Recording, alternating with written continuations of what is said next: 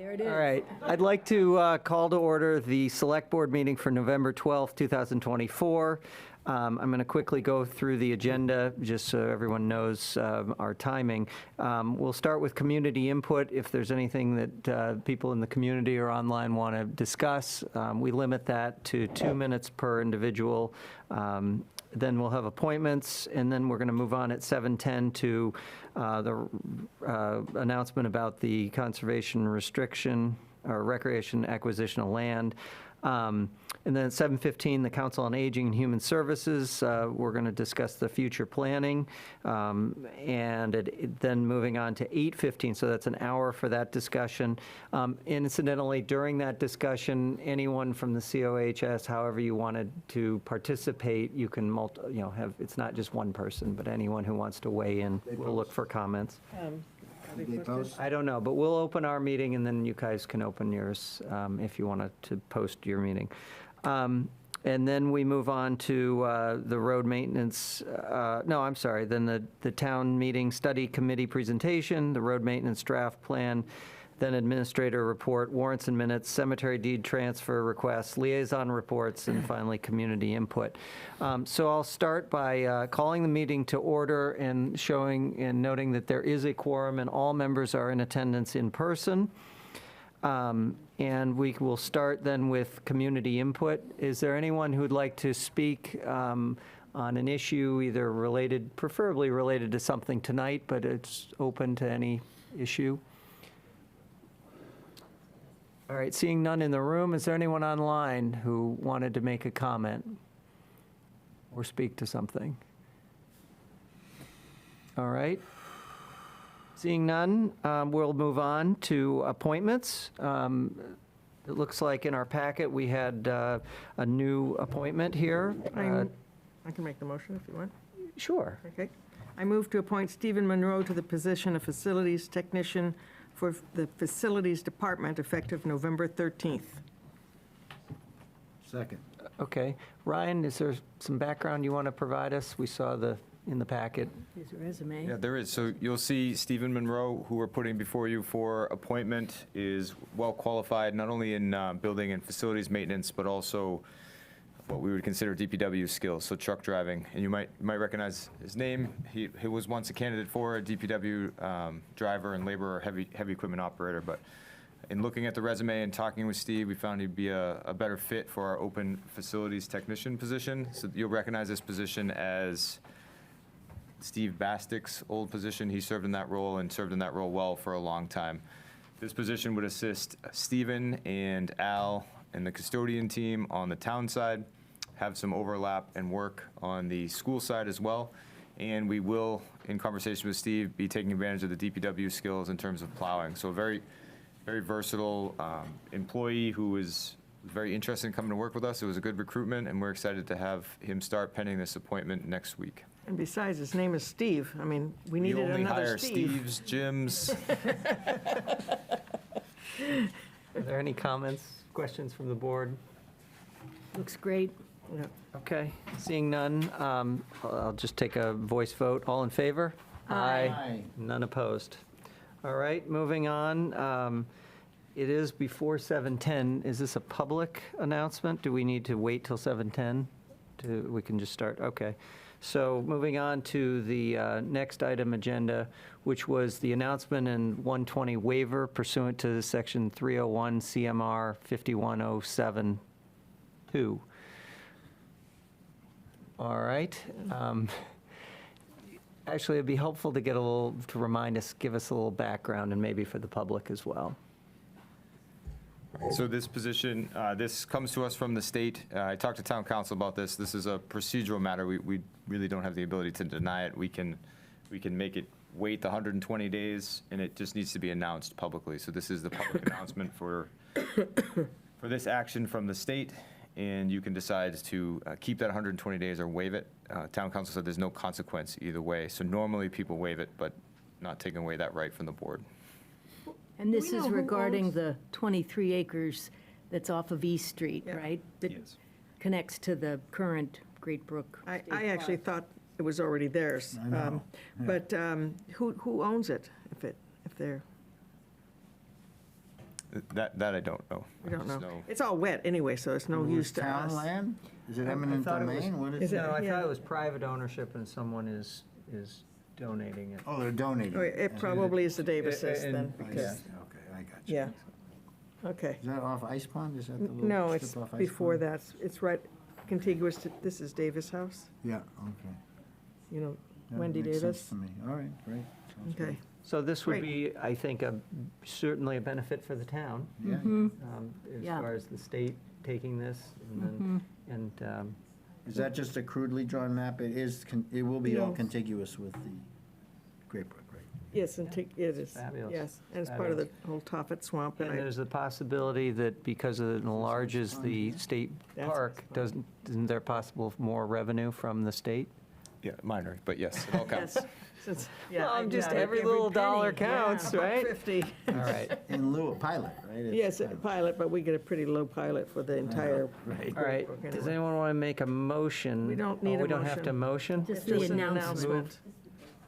Well, can't we make the move we have to to move waive to the waive the 120? Oh. That one's a motion, yeah. Yeah. You want me Okay, to do sorry. that? Go ahead. I move pursuant Or do we have to read the announcement? first. I don't know. Do we have to read the announcement? Want me to? Sure.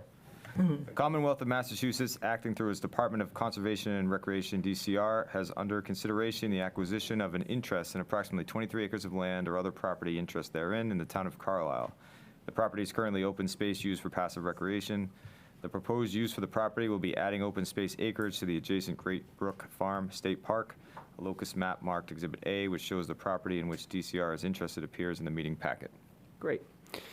I move pursuant to 301 CMR 51.07, 1B, to waive the 120-day notice period as required by said section as to a parcel of land of approximately 23 acres in the town of Carlisle, shown on Exhibit A, attached here too, in which the Department of Conservation and Recreation is considering acquiring an interest. Second. Great. Thank you. Is there any further discussion or questions by the board? Okay, seeing none, a voice vote. All in favor? Aye. And none opposed. Okay. And then it looks like there's something, but at the after the meeting, do we have something to sign? I have to fill that Clerk out. and the, okay. All right. It is before 7:15. Yeah, I really should wait for this one, in case people want to come on. In case Hear people it. want to come online.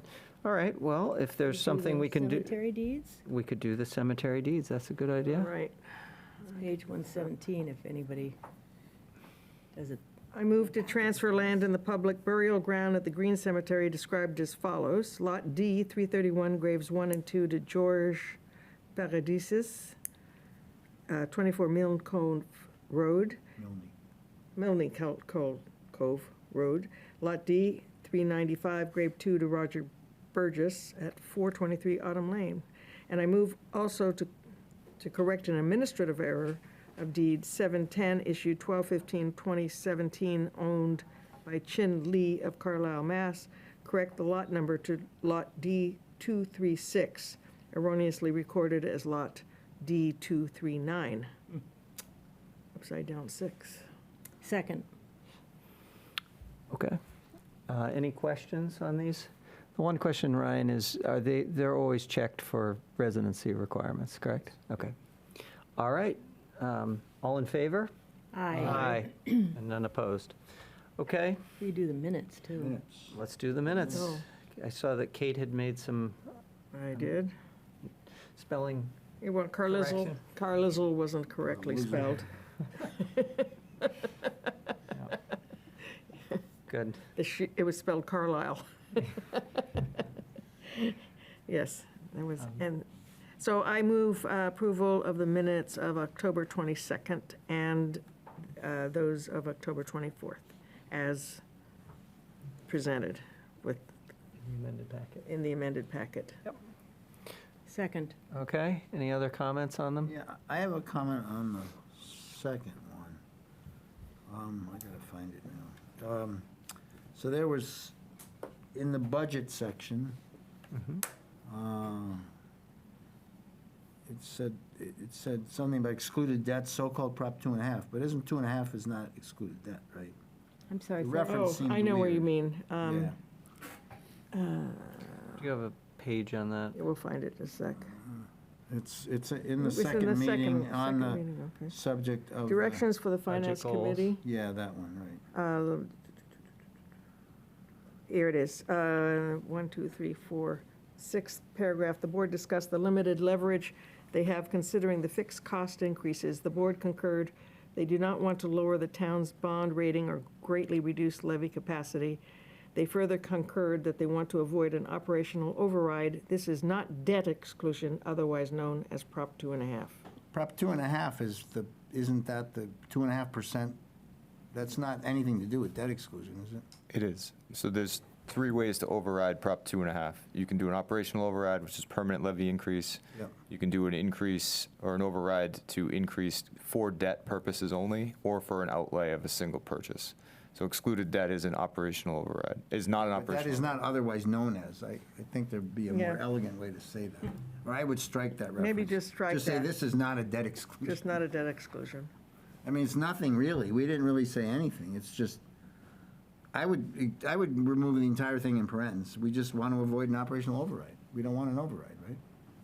That was what we were saying.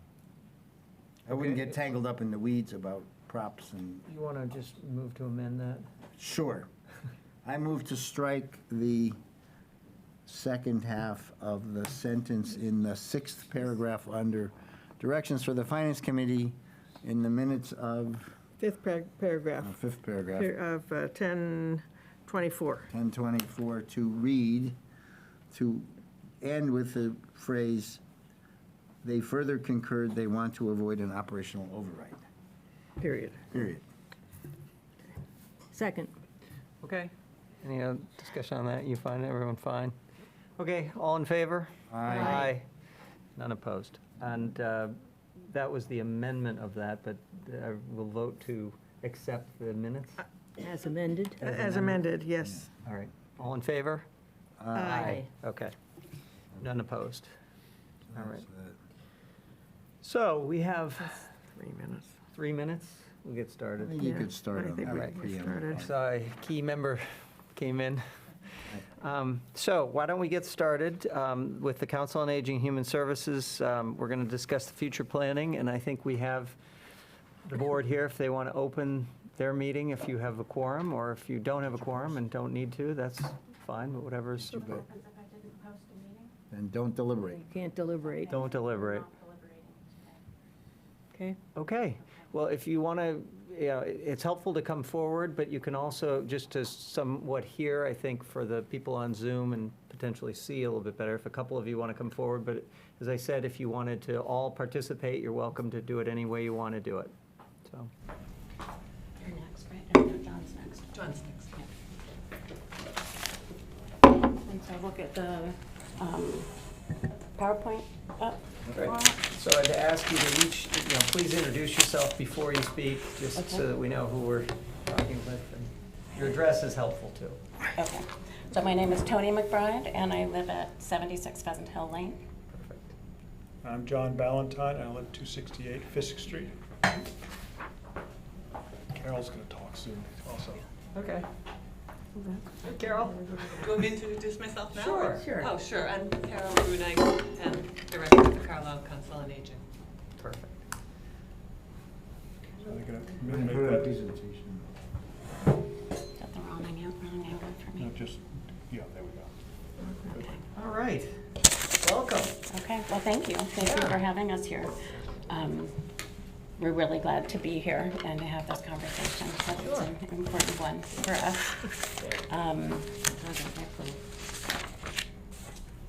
There's a little echo. Yeah, it's a ding, ding. Ding, yeah. Too loud. No.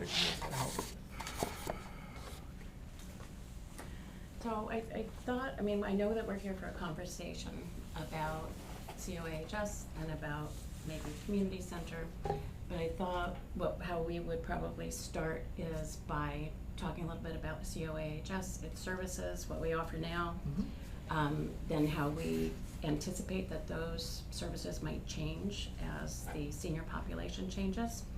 And then we go into what our thoughts are for a community center and start that conversation. Super. Okay, so if we go to the next slide.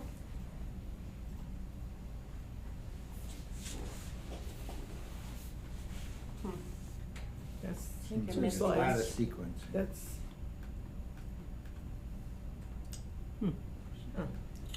Do you have one that You're says COAHS services currently provided? So this is what Jerry gave me for an updated one. You can go to the one in the packet. Okay. so Maybe was- maybe the second one with the that's- services yes, the second provided to the last one. didn't get in there. But that's okay. So I can just read it from mine. And also you all got this pretty much in the packet We all have it. that I sent out yesterday. We can pull up the one that's in the packet. It's okay. Oh, So there it this is. is. Here it is. There it Oh, is. okay, so that's it. So these are just the general headings of the services that we offer, and underneath each heading, there is, of course, a plethora of services. And, as I said, you had the detailed one in the packet, so I won't go over the details there. But then if we go back to the population, they're backwards, yep, no. Up, there you go, thank you. So the seniors in Carlisle are the fastest growing demographic. And nationwide, people over 85 are the fastest growing demographic. So we have this group of seniors, and we've got the baby boomers who are flowing into this senior demographic. And because the lifespan is increasing, we've got those people who are flowing in, we've got them there for longer. So our group is just getting bigger. So as a consequence of that, we figure we're going to need to accommodate more users, and we're also gonna have to start planning for a different set of needs, because the needs of the 60 to 70-year-old is very different from the need of the 80 to 90-year-old. So this brings into question a lot of forward planning. How do we plan for this?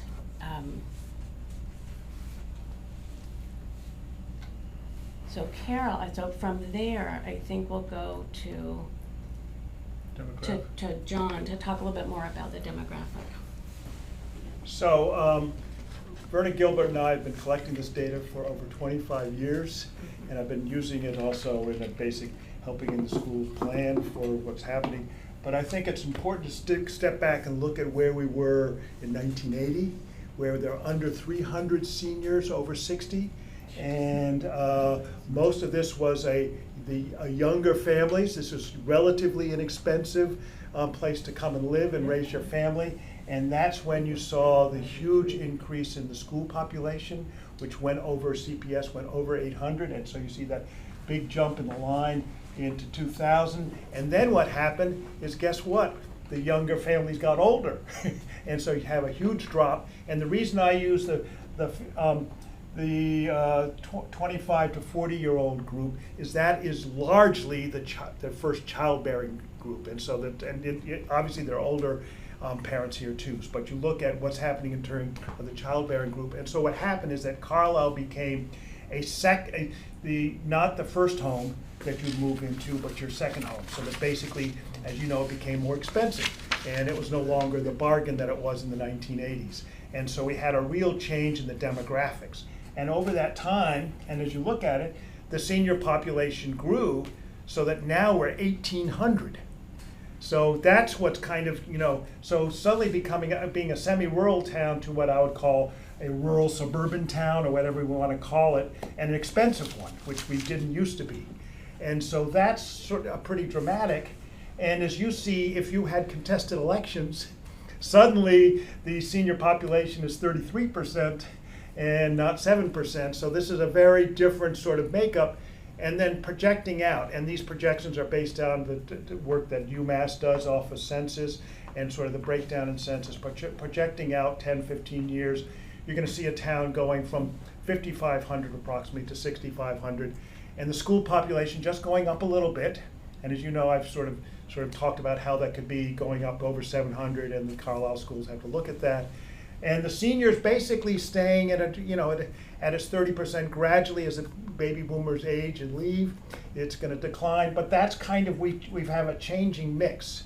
And that's really kind of fascinating, is that how do we serve all the people in town? And I think that's the challenge you have there. And of course, as you see, our median income has jumped enormously over this time. Now, this means now, we used to be a town where it was dominated by, we now have families where we're two-family incomes, basically to support the sort of high housing costs. So there's a whole changing demographic than what it is now.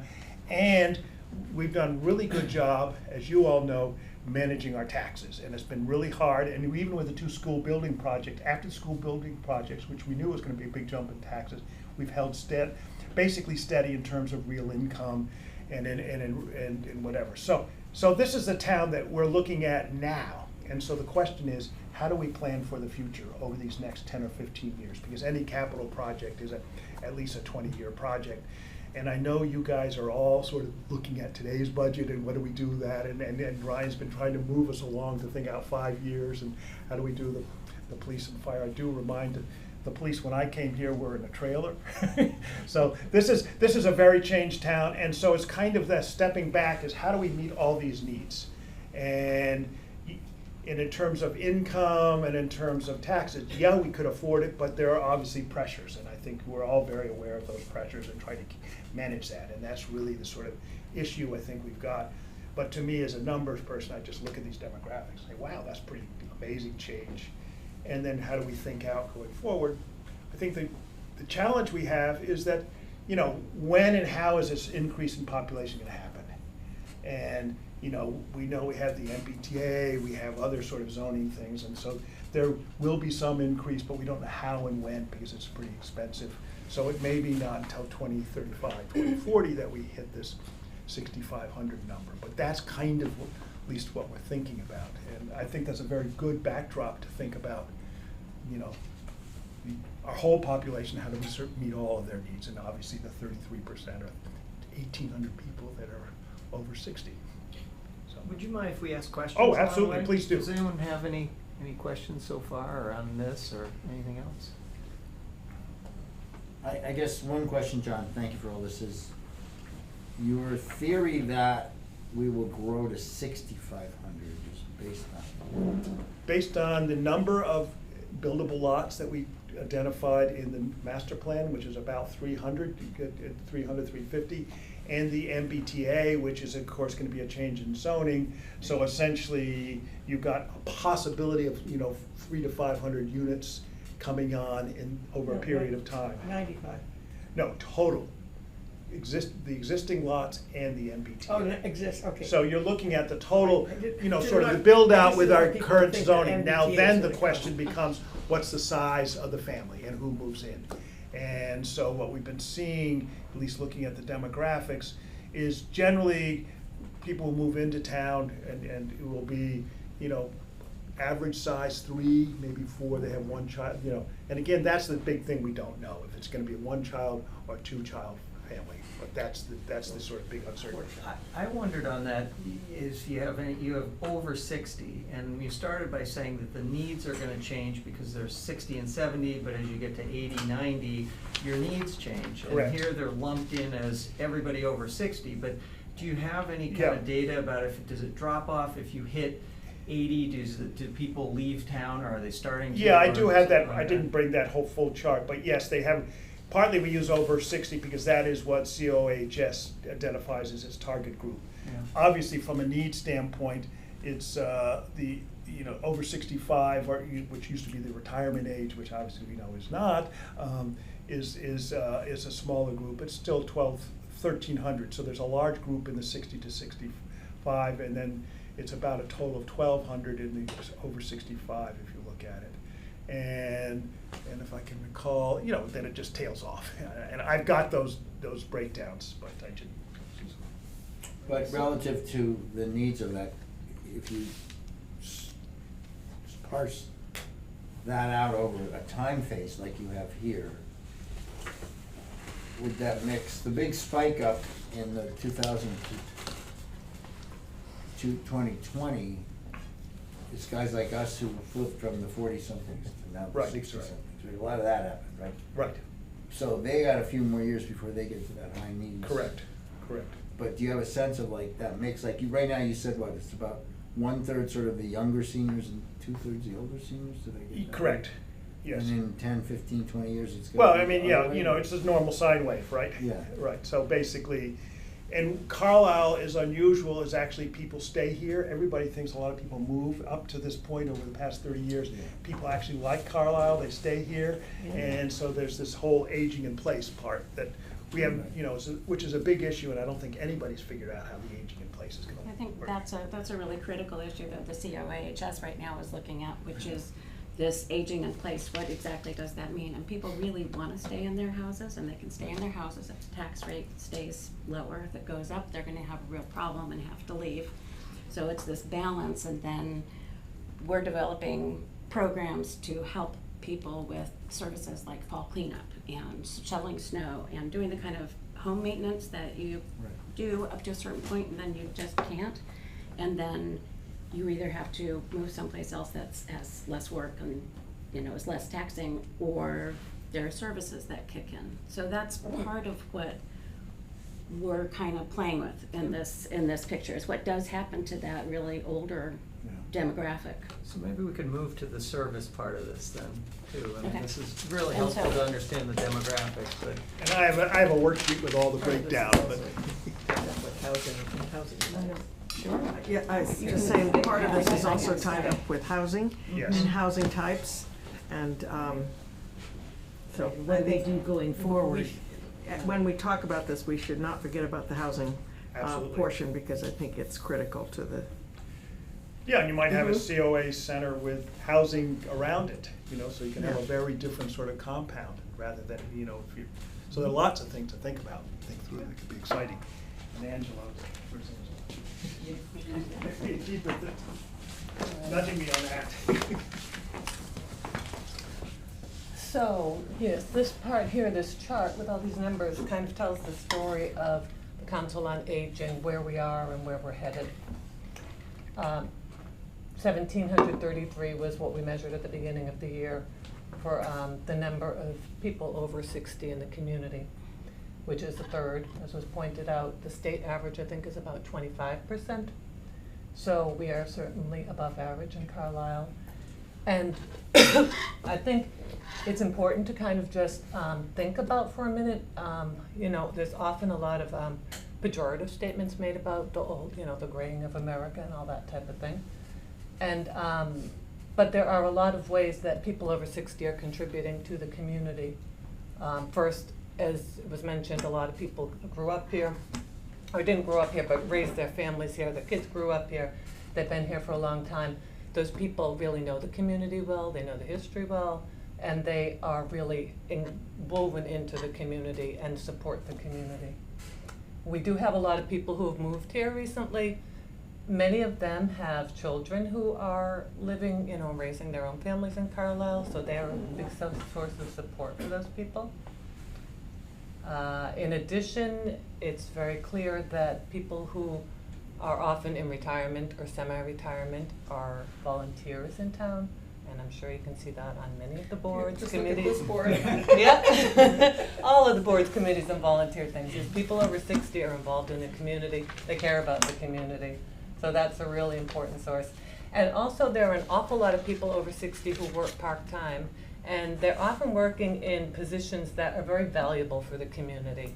So I'm thinking of a man who retired and now works as a substitute teacher at the school, another who works in the juvenile justice system in the area, and of course the senior tax workers who are doing admin, who are doing the crossing guards, working at the transfer station, minimum wage, competent people. It's a really good deal for the town. So, so there's a lot of, you know, strength in having a lot of seniors, but of course it is also a very vulnerable time of life. When people, as they get older, you know, their health fails, there's a lot of loss involved, a lot of sort of mental health challenges because of that. A lot of problems then with affordability, with a stagnant income and trying to sort of make do. Clearly seniors need support, and that's what the Council on Aging is here for.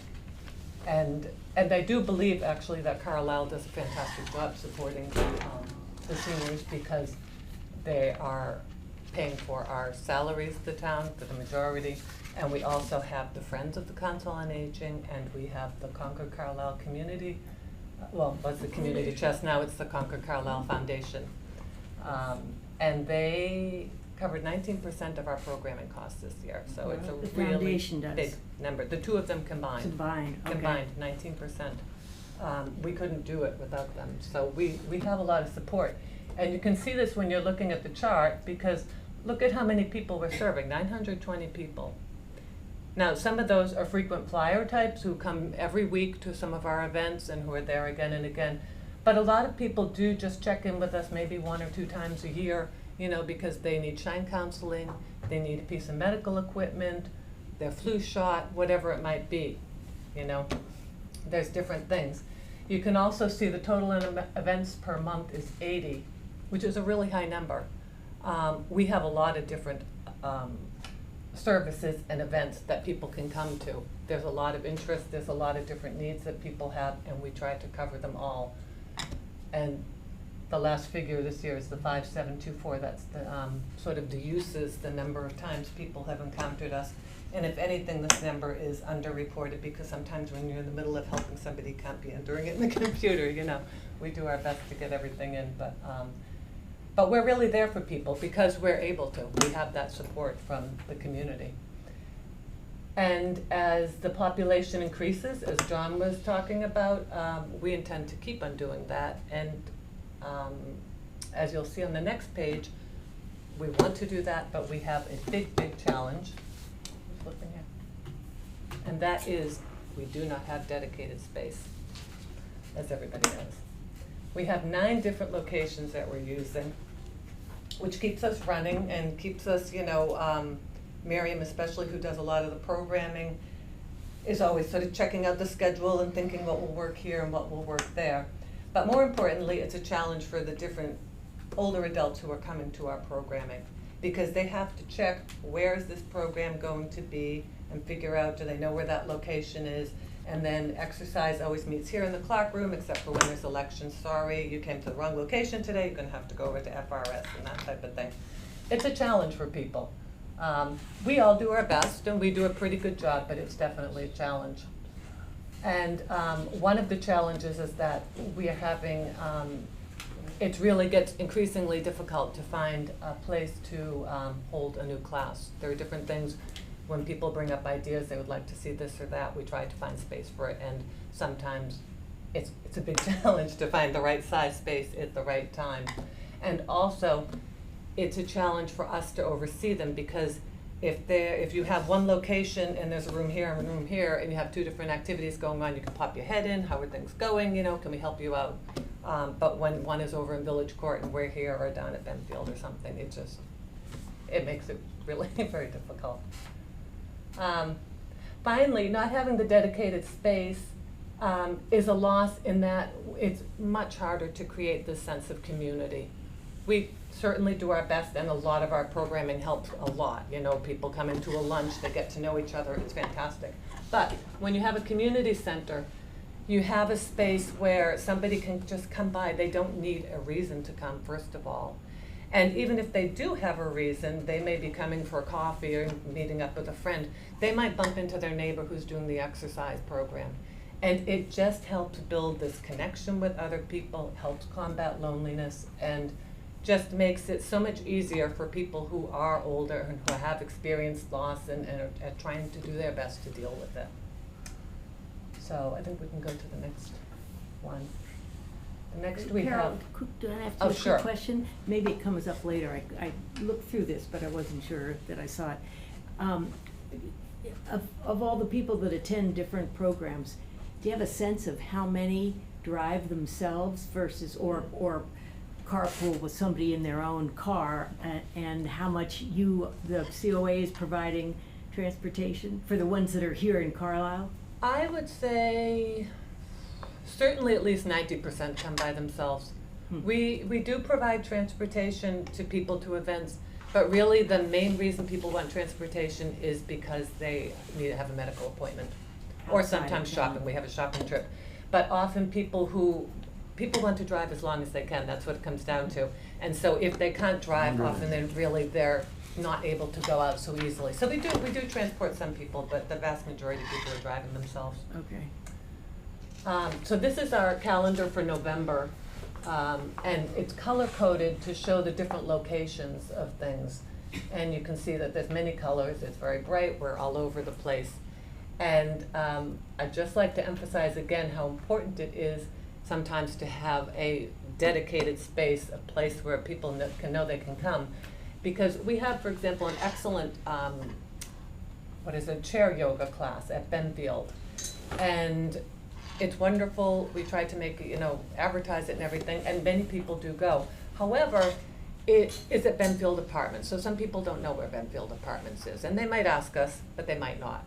And if they do know where Benfield Apartments is, they kind of wonder, is that class really for everybody, or is it kind of mostly for Benfield people, and I'll feel kind of out of place. And if they do go, they might also think, it's kind of cold out today, or it's raining, and that door's locked, and is it gonna really be open, is there gonna be someone to let me in or not? It just creates barriers, and that's one type of barrier. There's also barriers, or having one location can enable things in that if you have just one location, people are familiar with it, they feel at home there, they can pop their head in and look, oh, that's chair yoga, that looks like it could be something for me, or I'm not sure, I'm gonna check it out again. It just, familiarity makes it possible for people to be a little bit more adventurous in what they might try out. And our aim is to get our services to the most people, the people that really need them. And we think that there are some people who are not accessing the services because of these barriers.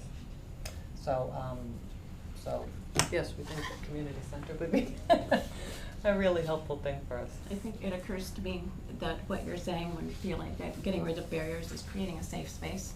And you do it for very young children, and you do it all the way along, but it gets critical at certain stages, times of really big transition, and creating a safe space for people where they feel like they have a community does allow them to access things. Like we tried to do a memory care kind of support group, was it? Cafe. But it wasn't very well attended, and you kind of wonder, would it be better attended in a different space where there is more of this safe space? There's a space that they go to every time that's within a sheltered space. I think it just it makes a difference. So I think we can go do more questions on that. No.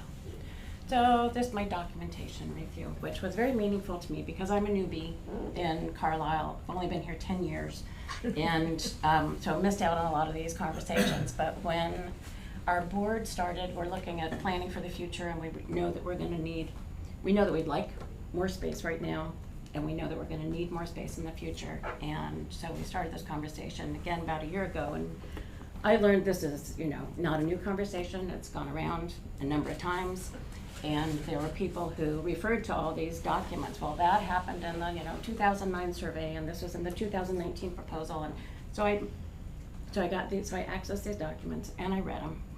And it was very striking to me how much people wanted a community center that either had recreation or education. So, as it says, at least 50% of participants in all studies felt the need for a community center. And in reading the health study, it was one of the things that said is that people really they love living in Carlisle because they love their large 2 or more acre lots. They love the feeling that their neighbor is, it's there, but kind of far away.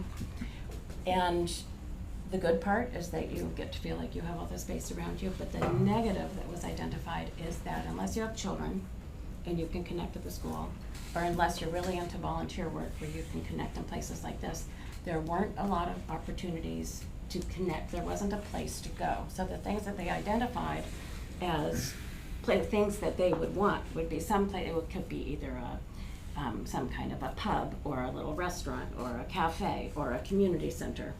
So those were all the things that, kind of to me reasonably people want. Like they want, just like we have a wonderful center, but we don't have a commercial center where there are places to go. I've started using Clark Farm, and there was a great picture in the mosquito of a young mom with her toddler.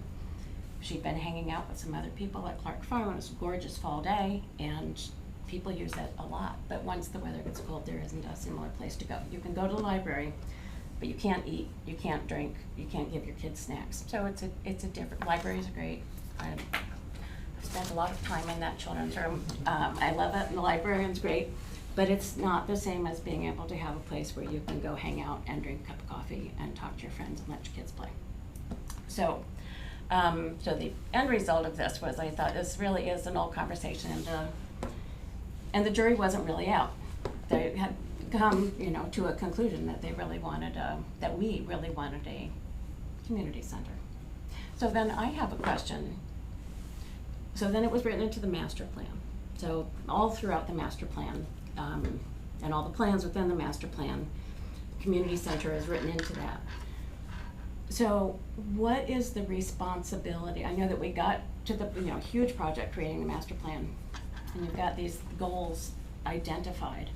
What then is the responsibility after that for doing those things? Like it talks about creating a community center over and over and over again.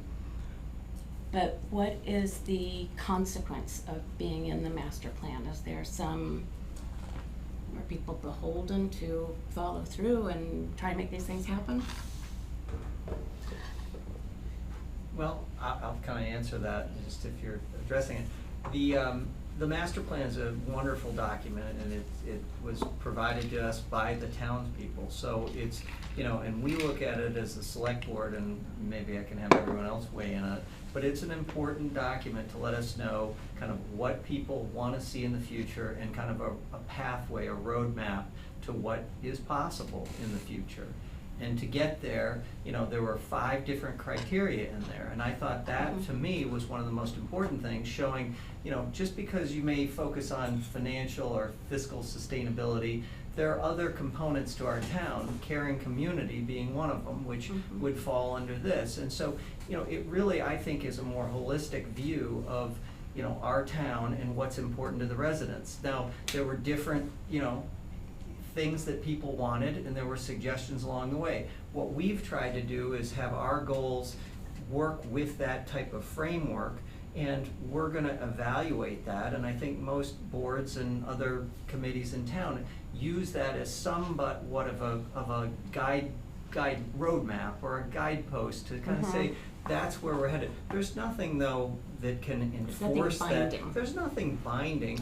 Okay. And I think over time what happens is our things change, and not necessarily, I mean, it's not essentially a constitution where, but it is in the sense that we can amend it, and we're trying to say, these are things we'd like to see, we're working towards that, but other things come along the way that change maybe what is, a priority at that point in time. And I think it becomes more challenging the further you go out, because more people move into Carlisle who didn't participate in that, and they may have different viewpoints about what they want to see. So that's, if there's anyone else that wants to chime in on that. Yeah, I mean, I think like what Travis said, right, it gave, what I like about it is, first of all, it was a fairly broad survey, a lot of participation, so we got a good snapshot.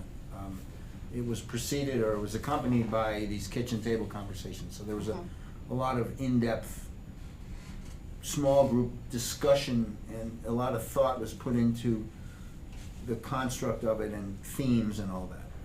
It was not a priority list. It was not a budget roadmap.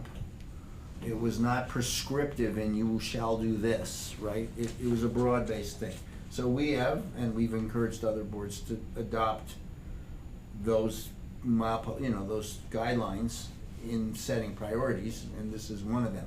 But when we get to fire station versus community center, or things like that, there's not guidance. It wasn't designed for that guidance. So it's not like it's law, like you have to follow it, because it wasn't prescriptive enough. It's for us and collectively the community to establish the priorities. This process that we're going right now is part of this prioritization, and then we have to try to see how we can manage to accomplish it. But I want to get back to you, and because we have limited time here, so make sure we get through what you want to get through on that. Okay. Well, so anyway, we're looking for new space, and we started focusing our attention on a community center rather than a senior center after reading this, that a lot of the population really wanted it, and if there's gonna be a big expenditure of money, it probably is more likely that we can get that if we are meeting the needs of more people than just the COAHS. And with the stated goal of siloing people and departments and boards, it also seemed like a reasonable thing to create a building that could house different departments and you know, different people from different boards and different programs under one roof and meet some of the community's needs. It's pretty clear how we would use it. We would, from our opinion, we would like it as to give us a dedicated space and have our offices and have a space that would be ours within this building. But I should even kind of back up and say first that if it's gonna be a community center, we're very cognizant of the fact that we're one component in the community who has a set of needs. And that it would have to be a conversation among different stakeholders to define how this would work. But from our perspective, a dedicated COH office and program space, this is mixed up with other community use, but the other big one was emergency shelter with a generator. Because I know that that's a goal with our hazard mitigation plan, that we need some place where people can go to stay cool and stay safe. And then the safe space we were talking about, living room for all residents. But we could meet a lot of needs, and I put it into the packet I sent out. There could be, for the cultural committee, there could be exhibit space, art space, performance space.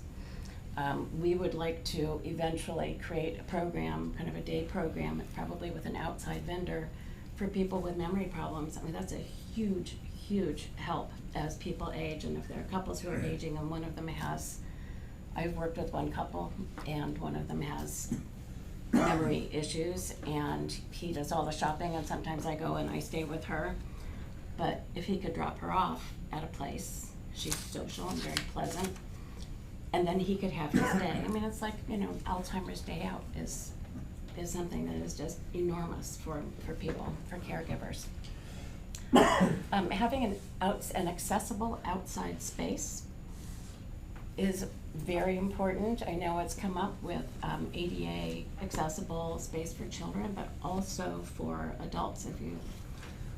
If Carlisle citizens have identified that they really love to live out here because of nature, but as you get older, it becomes more difficult to access the nature, and to be able to have some kind of a special program outside where things are constructed, where people can interact with nature and look at the bird feeders and walk on safe or assisted paths.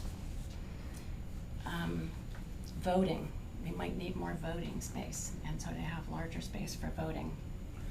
But I could go on and on. I think, as one of our board members said, the uses kind of never end. Like, you get creative about it, and there's really, really fun things that we could do with a community center. I mean, it would be a blast, and you've got a little cafe as part of it, and people can come there, and then they can go outside, and it would be really fun. And then the big obstacle is the money. Where is this gonna come from? It kind of runs smack into the police and fire and the DPW and all the other things that you guys have on your list. So we recognize that it's not something that you can just hand out money and say, okay, it sounds wonderful and a great plan, let's make it happen. So I think we have to think really creatively as a community about how to get this done. And we would like it to be a broader conversation than just the COAHS. We would like to find a way to bring it to the broader community. There are some good things about a community center financially, is that it really lends itself to self-financing. There could be grants available fundraising, definitely. Community Preservation Act funds, maybe, you know, so. And then there's the Mosley land, the 338 Bedford Road land that is deeded to be a community center for recreation. So already the land is there, so that's a big chunk of money that's off the front. But we think it probably would have to be a long-term plan. You know, maybe it's a 10-year plan in the making. But rather than not planning for it because the money isn't right here, maybe it would be good to start planning for it now so that in 10 years, we're able to have it. Does anybody else have anything to say about?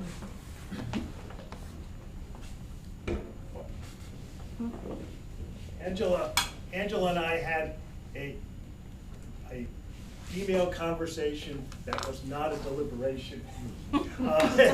But essentially, she was talking about it, and it goes back to the old proposal that you have some housing up on Banta Davis, and then you have a community center, and that you start stepping back and looking out 10 years and saying, oh, gee, you've got the Kimball Farm across the way, you've got the Banta Davis, you've got a community center. Suddenly you could start creating a whole other community that has other housing.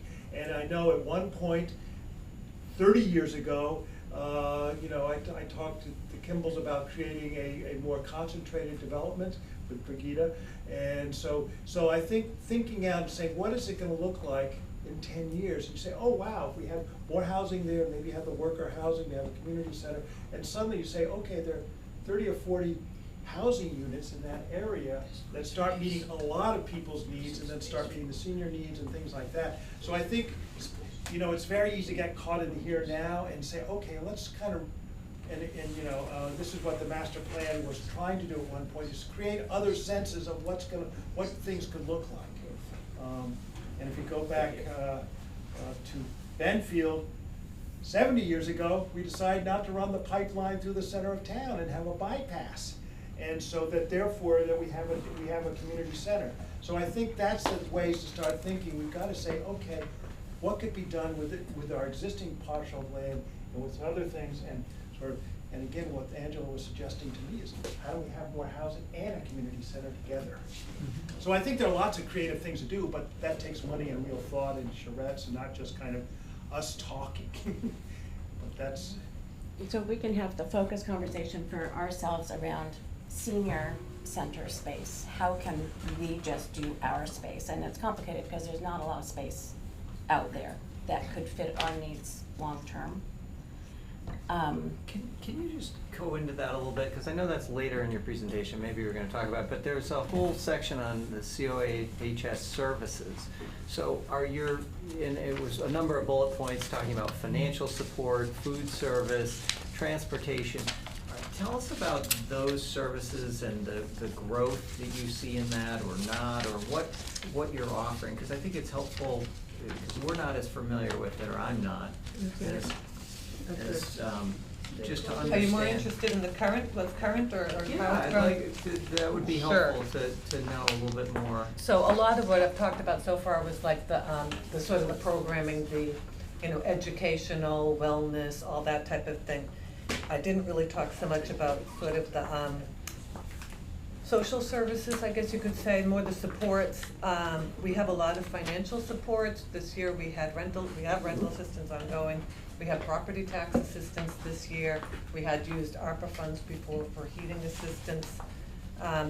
We also help out with a lot of coordinating assistance with other providers. So be it the food pantry, we have ties with them. We, you know, help them organize their efforts to serve Carlisle. We coordinate with Community Teamwork in Lowell for fuel assistance, and also help in general with heating, like the infrastructure of heating. Which is huge. I think Yeah. one of the surprises that came to me is that I think I'm almost the newest member of the COAHS, is the need that is out there. I mean, Carlisle is a very affluent town, but there are these large pockets of need. I've been working with a woman who doesn't turn her heat on all winter. She lives in a deck house and part of it is underground. She uses the bottom floor of her deck house because it's warmer and she can heat it with a space heater, but she can't afford the fuel. I mean, so. Yeah, it's true. There's a lot of need like that. It- And then a lot of other smaller needs with like the community closet, or there's a lot of different places that we direct people to. There's also Minuteman Senior Services. They have the area agency on aging. And so we refer a lot of people who need even more supports, they can get involved. We have several nutrition programs, from home delivered meals. We have Meals on Wheels that anybody can get if they're homebound and they want to get meals delivered. We have a frozen meal program, which is a little bit more catered and helps people who are on special diets. Then we coordinate with the Gaining Ground in the summer to deliver organic produce, and then again, the food pantry. We have the transportation program, which we have, I don't have the statistics here, I'm sorry, let's see. No, I'm sorry, that's just my. I'm trying to remember, because I just did the transportation report. We do about, say, 80 rides or so a month, you know, a few each day. 160. 160 every month? Yeah, it did, okay, thanks. Decent. I think, I'm probably thinking of the individual users. Yeah. Very important for a lot of people, the people that can't drive, and that happens to just about everybody at some point. The social services we provide, that would be from small things to, you know, a lot of people are calling because they want to find out more about what is assisted living, where is it, you know, what's the difference between assisted living and a nursing home, what's hospice, all those kind of things. A lot of people call us up for information about that type of thing. But we also have people that we visit on a regular basis, because some people are at a point where they're just struggling, and with a little bit of support and guidance, they can manage on their own, and they can stay connected with others, and that's really big, because otherwise some people would fall right through and they would end up in a nursing home and they would die pretty quickly, you know, and instead they have several years where they can stay at home and enjoy themselves. We have bereavement group, we have a caregiver group. I think it was interesting, one of the things that we came as we were preparing for this meeting and looking at the number of users per year. In 2019, I don't know what the numbers were, it was here. In 2020, it jumped for the entire year. COVID. Yes. That it was Yes. COVID, and that the COAHS was the human services element of Carlisle that was there for citizens. Source of Very interesting. information, yeah, Yeah. absolutely. And sort of one of the biggest challenges is the people that we don't reach, or use the isolation and anxiety and all that other stuff, and loneliness is there, and as you know, we've been reading all these articles. So we're serving the people that are coming there, but there's a whole group, you know, to David's point, how do we reach that group? And that's a really important thing, to find ways to, you know, do that. And that's not simple. That's a very complicated set of issues, because we want to stay isolated. So one thing that we've increased, I think like in the last year or so, is health and wellness. We have a lot more lectures on that. We had somebody recently who was talking about vascular health. We had someone who was talking about women's pelvic health, you know, different things that people have challenges with as they get older. Even when they're younger, they do sometimes. We had some younger seniors there, so for sure. We have different health and wellness services. So we have haircuts here. I don't know if you've ever seen those, every Yes. 6 weeks or so. We have podiatry services that we coordinate with, and we pay a certain %. We would like to expand some of those type of services, you know, but that is tricky to have that without the dedicated space. Another area that we're expanding into this year is we're coordinating with the AARP to have tax preparation, free tax preparation. And I think that's really important, because I know of several seniors who don't get it done because it's just too much of a challenge for them. You know, they could go to Bedford and get it done for free, but that's too far. And a lot of people are not aware of the circuit breaker tax credit and have not been getting it. And that's like $2,500 that they could be getting in a refund. And they're told by their H&R Block or so that, well, you don't need to file taxes because you don't owe anything, but it doesn't matter, you can still get that credit. So we're really looking for ways to serve people, and we keep in touch. You know, we were just at the MCAOA conference, the Massachusetts Council on Aging. we keep up. There's a lot of information out there. There's a lot of ways, services that could be expanded. And we fully intend to, you know, as the population grows, and even now, we're just always looking for ways that we can serve people better. And it's an incremental thing. I mean, it takes quite a lot of energy just like to add on this tax program, for example. But over time, you know, you build on things, and you can just provide things that people really need. Thank you. I understand. Are there questions from the board?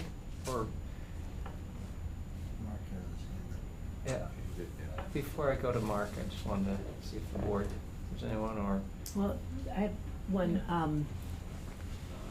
and so thinking about the early part of the presentation and how you see the older age population sort of splitting into two groups, right? Those that are the 80 and up, where their needs may be different, and I think I heard you say that for that population in particular, there's some things you would like to offer, but you don't feel you have the space. So what, can you say a little more about what those are and how they might,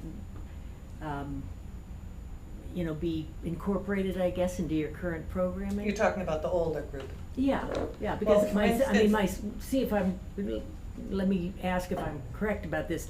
As I read the current programs that you, and services that you offer, Mhm. it appears from what you're saying that they're mostly targeted to people sort of between 60 and 80. And you're saying that as that Depending on the that health. demographic, yeah, but as that demographic expands, because people are Yeah. living longer, that, I thought I heard you say, Yeah. so there's gonna be a need for some different kinds of services for that older group. There will be, and it very much depends on the individual. I know some people who are 90 who are coming to our programming, you know, so it isn't blanket. Yeah, But yeah, it's no, true, but I as just- you get in older, that general, you I- need more. One yeah. is definitely this idea of having a day program, a Ah. social day program that could be run by us, that could be run by an outside agency. That is, I don't know if you're familiar with that. I used to work in Chelmsford, and I worked in that program for a while. So they had room for about, say, 25 people who could come. They had different activities. They had a social worker that led people through it. They had lunch together. It's fantastic. The people really enjoyed it. It helps keep people functional longer, you know, when they're stimulated. If they're at home and they have some sort of memory loss, sometimes they're all alone. But even if they're with their spouse, they just don't have that continual stimulation. It keeps people functional and then gives the caregiver relief. So that is a big one that we could do. But I think also just having a dedicated space where we could have like a little cafe, a lounge area where people can sit and meet up, that already, because a lot of people who are older, they have had a lot of loss, they live alone. I can think of several people in town, you know, they're living alone, they're doing all right, you know, they're in their like 80s, well into their 80s, and they're managing quite well, but they're alone, and they're alone a lot, and that's not healthy for anybody. And you know, you can participate in our activities, but you have to join in, and it's nice sometimes if you can just come and just be there and say, or call up somebody and say, hey, that's a place where they can meet, you know. That is also a big service. I think it sounds kind of simple, just a dedicated space, and you think, well, why can't you have a space here, and then they'll have a space over Benfield, and we have a space. But if you look at loneliness, and you look at what they now call the epidemic of loneliness, it's a really serious issue. It is the single cause of the single largest cause of unhealthy aging. It's worse than what the Surgeon General put out an entire document about it. It's worse, being isolated and alone is worse than smoking 15 cigarettes a day for your health. And I mean, the physical and psychological results are really big. It's a significant worry, not only for older people, but for everybody. And this certainly came to light during COVID for all ages. But having a place where people can come, where seniors know that they have a dedicated space that is their home away from home. And so you've got somebody over here whose husband has died and she needs to get out. She knows that she can come here. And you've got somebody over here who's also living alone, and they always know that they can come here. And there's coffee, maybe there's pastries, but they can have a nice place to hang out. And it's a simple thing, but it's a really profound thing. It gives them connection to community. Well, and the aging in place is a really complicated set of issues, which we're just getting our arms around. And if you read Oliver Sacks and all these other people, I mean, obviously one area is gonna have the sixties music playing, because that makes you happy, if you're in that age cohort, or, you know, no, I mean, seriously, there are all these things that, how do you have to sort of figure out how to meet and keep certain groups of people together, and that becomes a much, we're all, I think we're just beginning to wrestle with those issues, and those of us that have older parents know that not everybody can spend $150,000 for at-home care, and so there's a whole set of issues that are gonna be hitting us, and those are gonna be some of the articles we're gonna be reading. I would say one more thing is, we went recently to visit the Concord Council on Aging. They have a new director who's fantastic and who's eager to coordinate with us. So that can be a real big help for us. Right now, we're talking more about like coordinating for day trips, because we would love to be able to offer a trip that's like a little bit further away on a bus, but in Carlisle, it's too small. So if we coordinate with another town, we can do that. But in the future, once we can build this relationship, I'm also thinking of, for example, people with low vision or people with diabetes or different. We don't have a lot of people, so sometimes it's hard to create a meaningful group. So we could identify people, and then we can coordinate. Sometimes they can come to our center, sometimes we can send, transport like people over to that and do things so that, because it's people who are really in that older cohort who are more affected by these issues. And it's just another way of supporting people and getting people together with common things. I think there has to be a lot of creative ideas for that. Jerry had something to say. Do I need to identify myself? Please do. Jerry Lerman, 218 Stern Street. Without regard to the admittedly serious questions of where, when, and how, if you believe, as I do, and I think the board does, that a community center would be a positive thing for the town of Carlisle, the only way that we're going to make it happen is to make a serious commitment to making it happen. And we should do it now so that when the time is right for doing it, we're ready.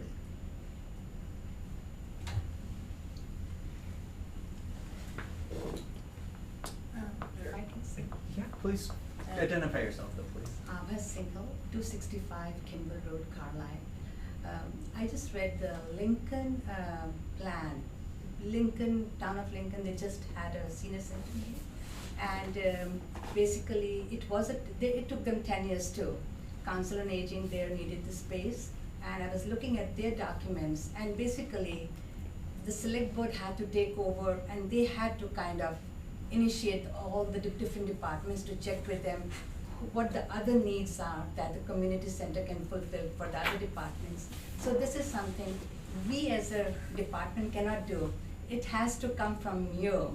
So if you feel, you will have to do that, means more investigation as to what other needs are for other departments. We can just state what our needs are, and which are really plenty. So if we can even get moving, thinking about it, so we at least be very hopeful maybe in the near future this can happen. That will be, I think, very helpful to all the seniors here, or the Council on Aging at least. With our group, the board working on it, we got to the point where we felt like we'd made a lot of progress, and we could see like with modular housing, if we put a modular building over on Mosley land, it would be.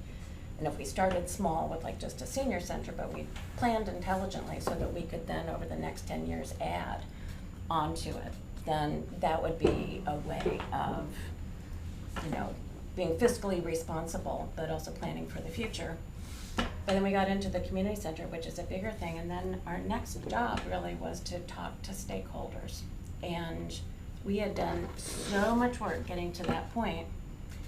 And the need is so clear to us, and the creative uses of a community by so many aspects of Carlisle is so obvious to us that having that conversation with other stakeholders feels really important, but it's also really hard for us as the COAHS to spearhead and organize that. And I think that what we were hoping is that the select board could form a committee,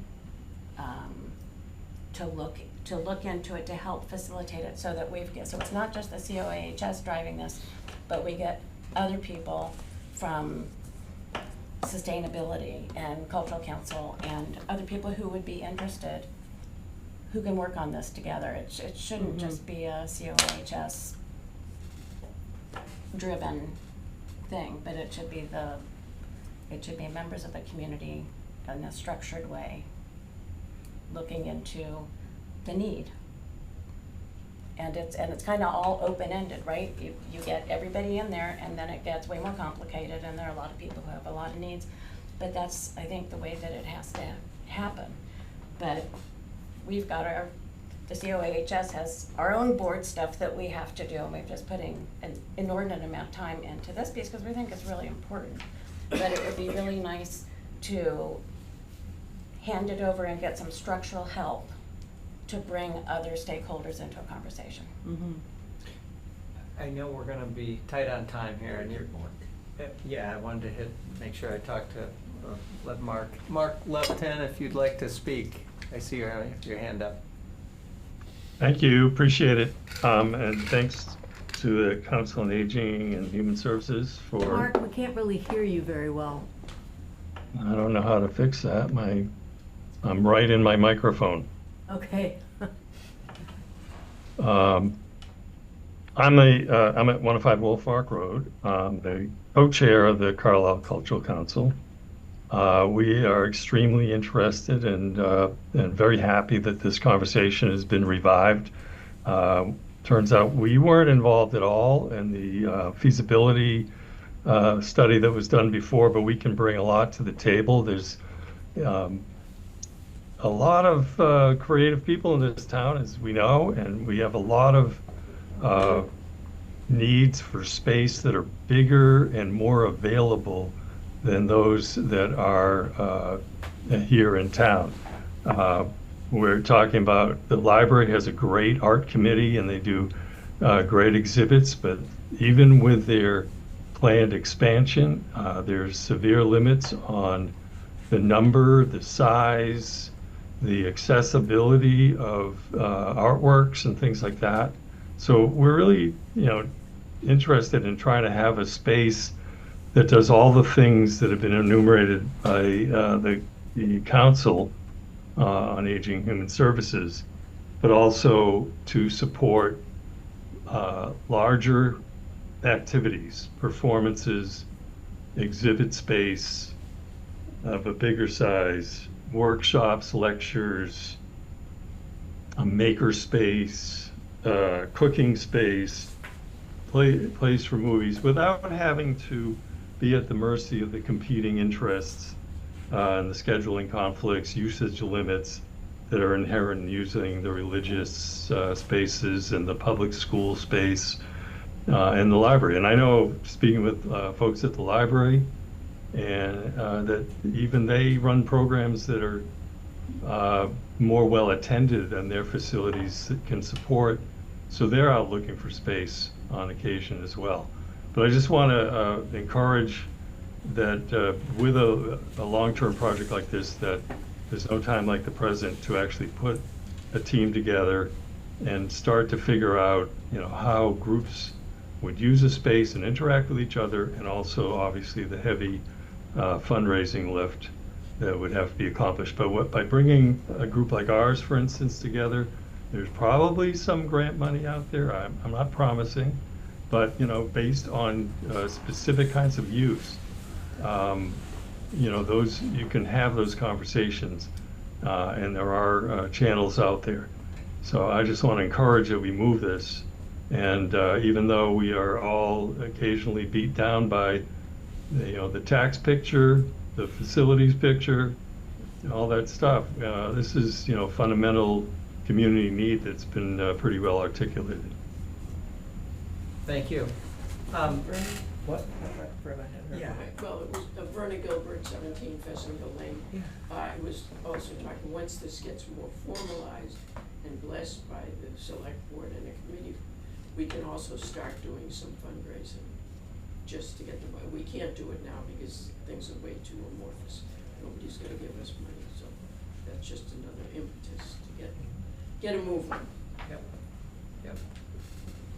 Just that, study that was sponsored by the COAHS and the Health Department in 2017, Carlisle, Caring for Carlisle. This was in 2017, and that was done by UMass. But the big overwhelming message of that document is that Carlilians want some focus to be paid to like the social, emotional aspect of our lives. And so we have facilities, we have people that keep us safe, we have the police and the fire and the DPW, and these are critical infrastructure pieces. But this other softer piece of social emotional health is also really critical. So it's a huge challenge and we recognize that, but it shouldn't be sidelined just because it's softer than the building infrastructure piece of it. But I think we should really value it and value that that's what people have said that they really need, and figure out a way to get people together, like Mark said, and start to figure out how, it's gonna take a long time, but how can we get it started, make it happen? Great. Well, thank you all for coming. This has been, I think, very helpful for us and the board, and you know, as we wrestle with this as well, because you know, we talked about the master plan, and you know, there are 5 components to that with Carlisle character and the fiscal sustainability and the connectivity and access, environmental stewardship, and then caring community. So it's, we're trying to weave all of those together and keep everyone happy. Which, 69 times, I- the master plan. Yeah. Can I ask one thing of the Community board? centers mentioned. So just for yeah. direction of staff and for the clarity of planning the board's agenda, that type of thing. So just kind of 3 things discussed here. So first is programming needs for the community. And if you're gonna call it a community center, which it sounds like that's what is being discussed, then programming also includes recreation, school. It has to be meshed with library programming, and bringing that in because of operational budget cost concerns and staffing, et cetera. So I think the board should, I never tell you what to do, you're in charge of me, but should be discussing what type of services the town wants to provide from a staff level based on the conversation that you had tonight, plus other conversations with other recreation or community center folks. And then next, it would be, I think the select board should have a conversation about taking some of the pressure off the prioritization. So if it is, I'm just using the numbers that were thrown here, but if it is a 10-year plan, then there isn't as much fighting about who's next in line or where it needs to be. And it's less likely that there'd be a mistake made because of trying to force something into a certain time frame. So if you were able to identify a time frame for this programming expansion or need, or combining or regionalization, I think that would be extremely helpful in calming people down. And I mean that in a nice way, but if you're trying to get this done in a year versus trying to get it done in 10 years, it's a very different conversation. And then the last thing is who makes the call. So this has happened, been here a couple years now, so I'm trying to identify trends in decision making. Who is the person or board or the people responsible for making the decision? So a lot of this has happened, amazing work, like really good volunteer work, but it was done in a way that it's then brought to the board, and then you're like, should you or should you not make this specific decision? And I think it would be better for the board to repackage that and say, this is what we think the community needs. Now this committee should explore that and bring us an option back that matches what we talked about beforehand. Rather than say, go talk about a senior center or community center and bring it back to us, it should be, here's what we think a senior center or community center would fit based off our programming discussions. Now go research and find out how we could fund that or bring that back. I think this type of would be more back and forth, and it would be a more productive conversation in terms of prioritization and timeline. Can I- I think that's, you know, that's kind of what we're tasked with doing, but we just need, Yeah, this but is the I- first step. This is the first step, but I want to unpack a little bit what Ryan said and push back on some of it. So I think on the last point, I totally agree. And they gave us kind of guidance. I mean, I think a group that's charged with studying the needs and, you know, putting some more, that would be clearly a good step. However, I have 2 concerns. One is, I don't like, we call it in my trade Christmas treeing, right? Like, when you make too many things out of what it's supposed to be, then nothing will get done. There's a clearly defined need for the growing senior population. sure, we'd love to have art space, and sure, we'd love to have more recreation space, but we have school gym and we have parents of school-age children who are mobile, and we have more occasional spaces like performance spaces where we can utilize, your concept of the virtual town center. There's lots of spaces around if we're creative. I definitely hear the need of the regular, and I think one caution I would say is let's not try to do too much, right? The other thing, and I know I'm cutting my own time, is separating, and this is on you guys, okay, separate the kind of service-oriented model that you're talking about, where you have to grow more things you offer people from the facility-specific, kind of things, right? They're all in one bucket, but they really are different things. We are clearly gonna have to keep operationally funding the COAHS because of the growing demographic and needs. The piece that's facility-oriented has to be kind of clearly identified from, driving people in a van, the things that really have nothing to do with whether the facility's there. And the last thing I'll say is, it's always about priorities. It could be 10 years, 50 years. It's gotta be about priorities, otherwise it's gonna get bumped off by something else. So it's never not priority. That's why I think this was helpful tonight, to listen to the COHS and to understand this better, to ask questions. I think we need to have another session, a time in a clearly. meeting to discuss this, to clearly. digest what we've heard and then come up with those, discuss about priorities or about those things. So we will I'll put that on an agenda in the future, in the near future. All right? But we do need to move on. Just say one thing on this, just to reiterate what David said, because I'm very familiar with what Lincoln went through, and it was very difficult because the charge was not specific enough, and it got very split. And so I think it's and it's also what Ryan says, we need you guys, if there's setting up a committee, setting up a specific charge with parameters, not go build another fire station that's $30 million or $20 million, but we lay it out carefully and things like that, so there's sense of that. Because otherwise, we just spin our wheels and we go around, and we don't need to do that. Well, we'll continue this and as a conversation among ourselves, but we do need to move on. Thank you very much for coming. You're all welcome to stay, obviously. Mark, I'm pretty sure. Mark, are you trying to get in? All right, so we need to move on to our town meeting study committee.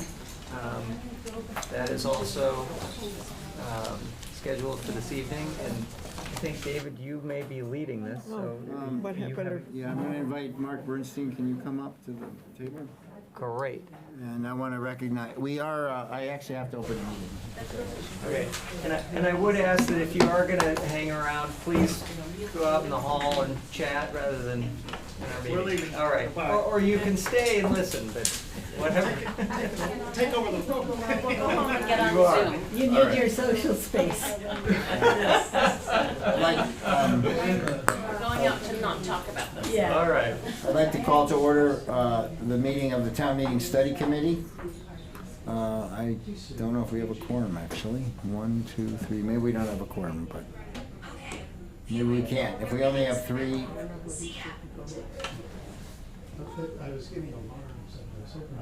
can you guys go,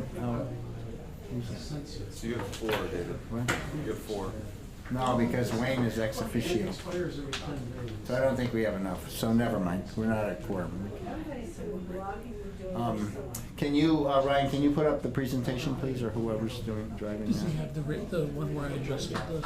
I don't know, maybe not, but you can speak to it anyway.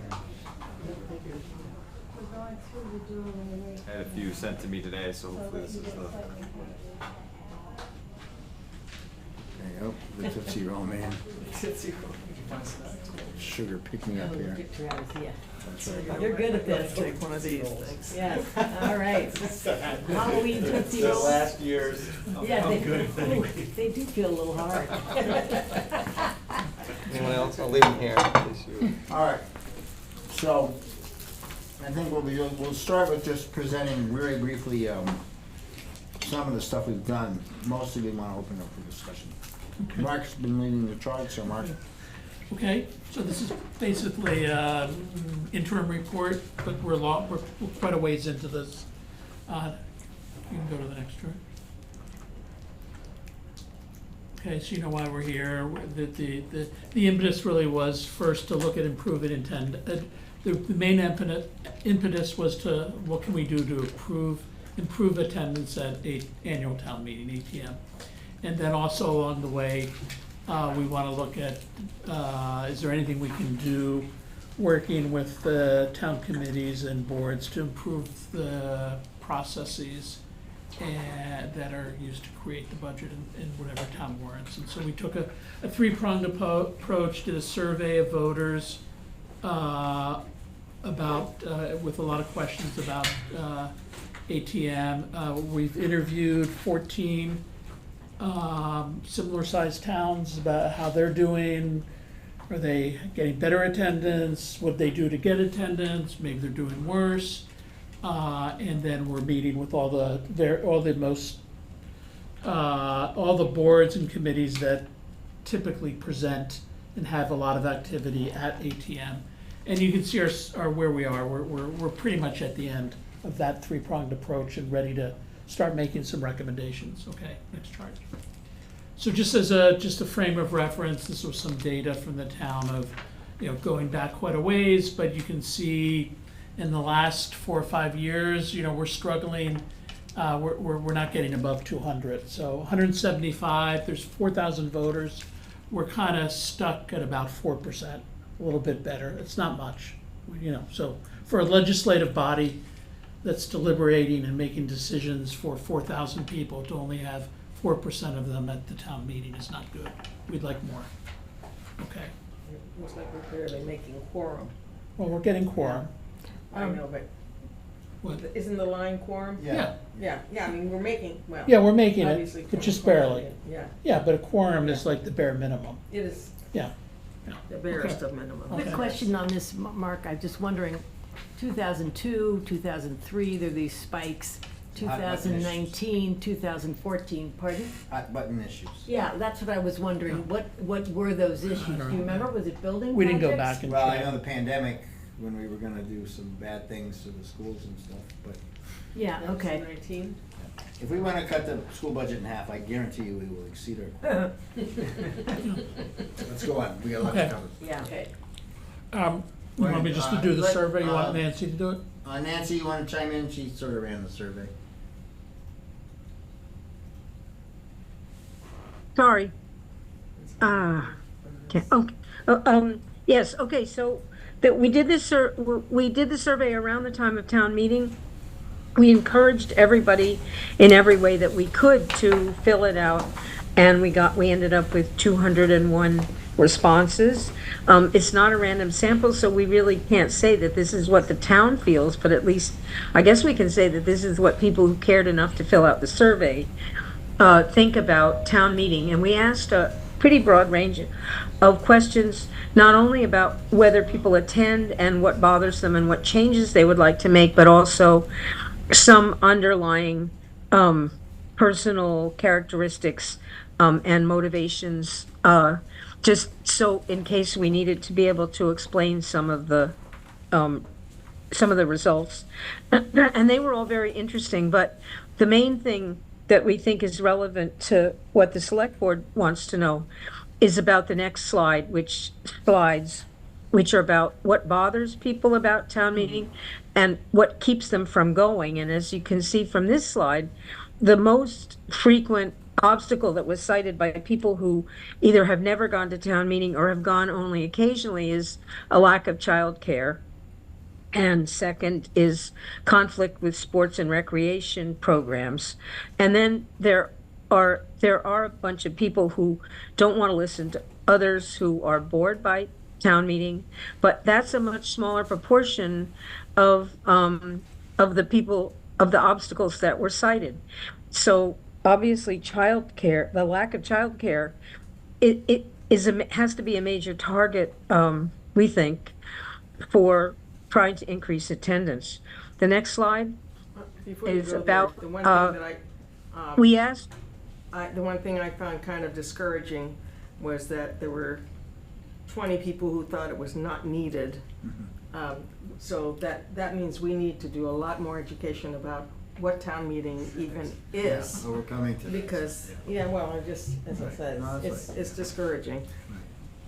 Because that Yeah. was a big percentage, really. If you have 200 people and 20 of them think it's not needed, The Well, actual, it's the not needed actual that they item was attend. phrased, Okay.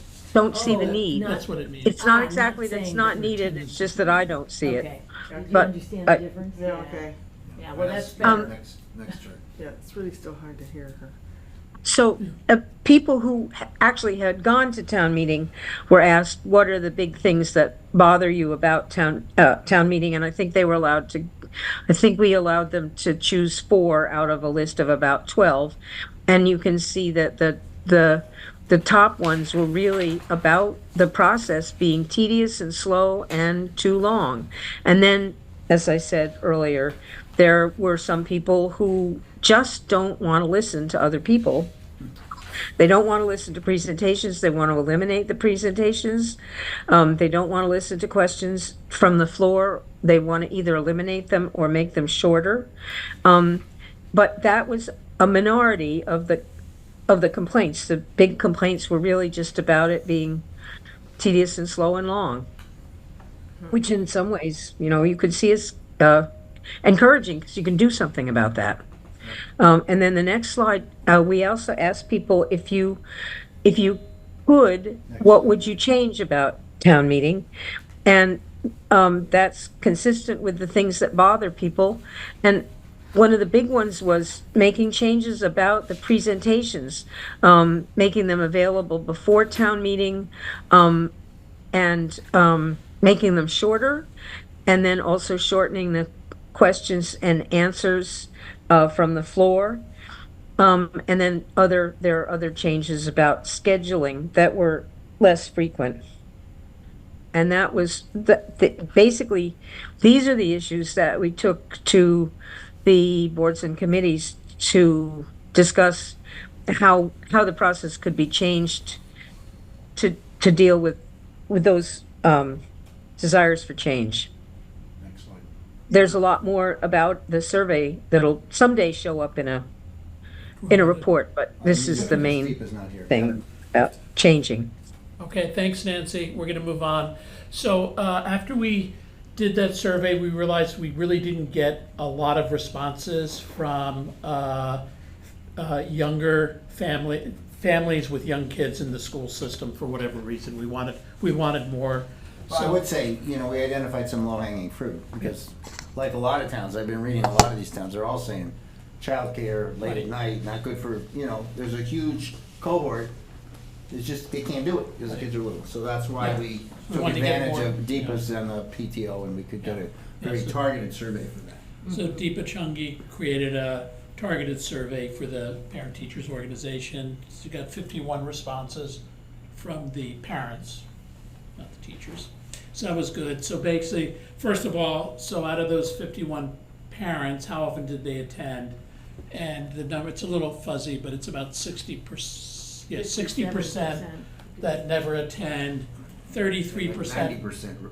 33% attend maybe once every couple of years. So basically, we've got 90% of them that basically never come. Right. So this is a problem.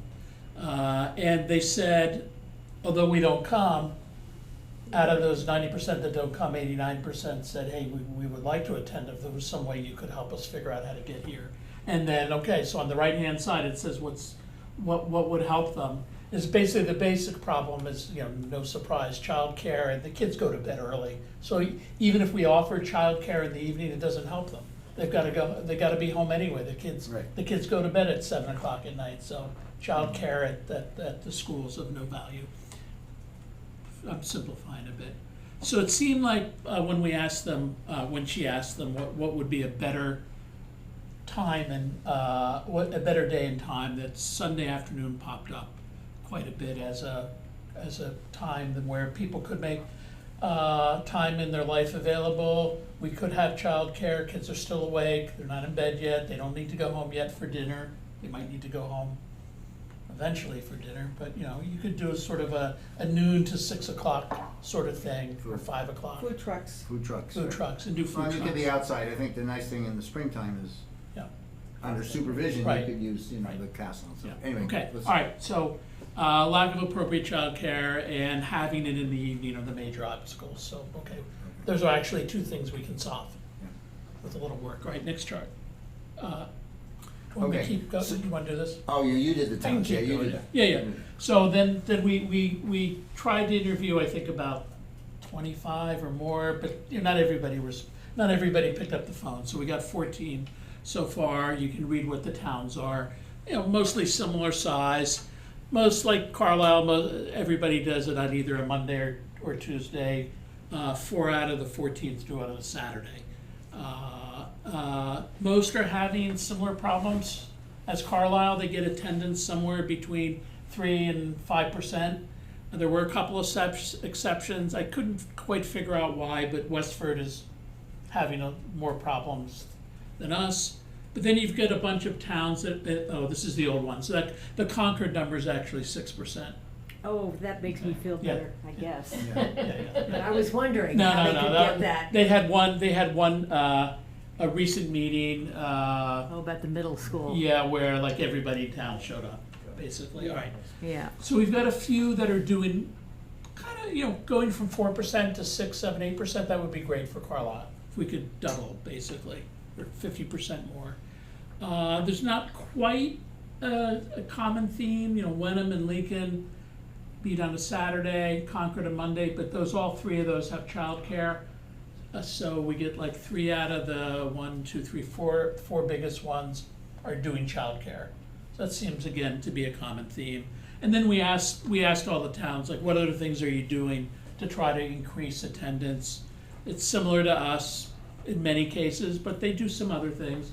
Electronic voting, everybody's tried to do more of that. Some towns offer rides. I don't think we do that. So you go pick up the seniors and bring them to town meeting. Use of consent motion, Wayne's trying to do more and more of that, and I think we'll encourage him to do even more.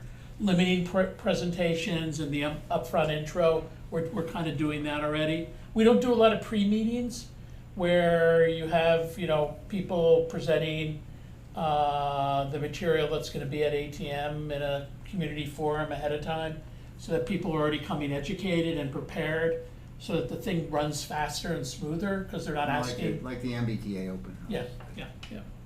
And early availability of warrant articles, you know, having things available a month rather The than. like- theory is to back up Yeah, the as long as you, deadline, make the deadline for closing the warrant earlier. Yeah. So there's more time, now the warrant's sort of frozen, to do this. to do the discussions. So we'll talk Yeah, about the okay, next. next chart. Yeah.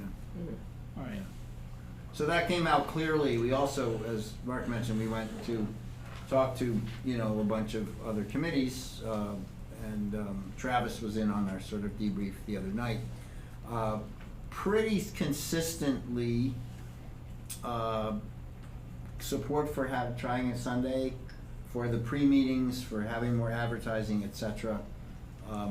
Possibly more of the Benfield style, you know, where you have these little venues where people can comfortably meet in a smaller group.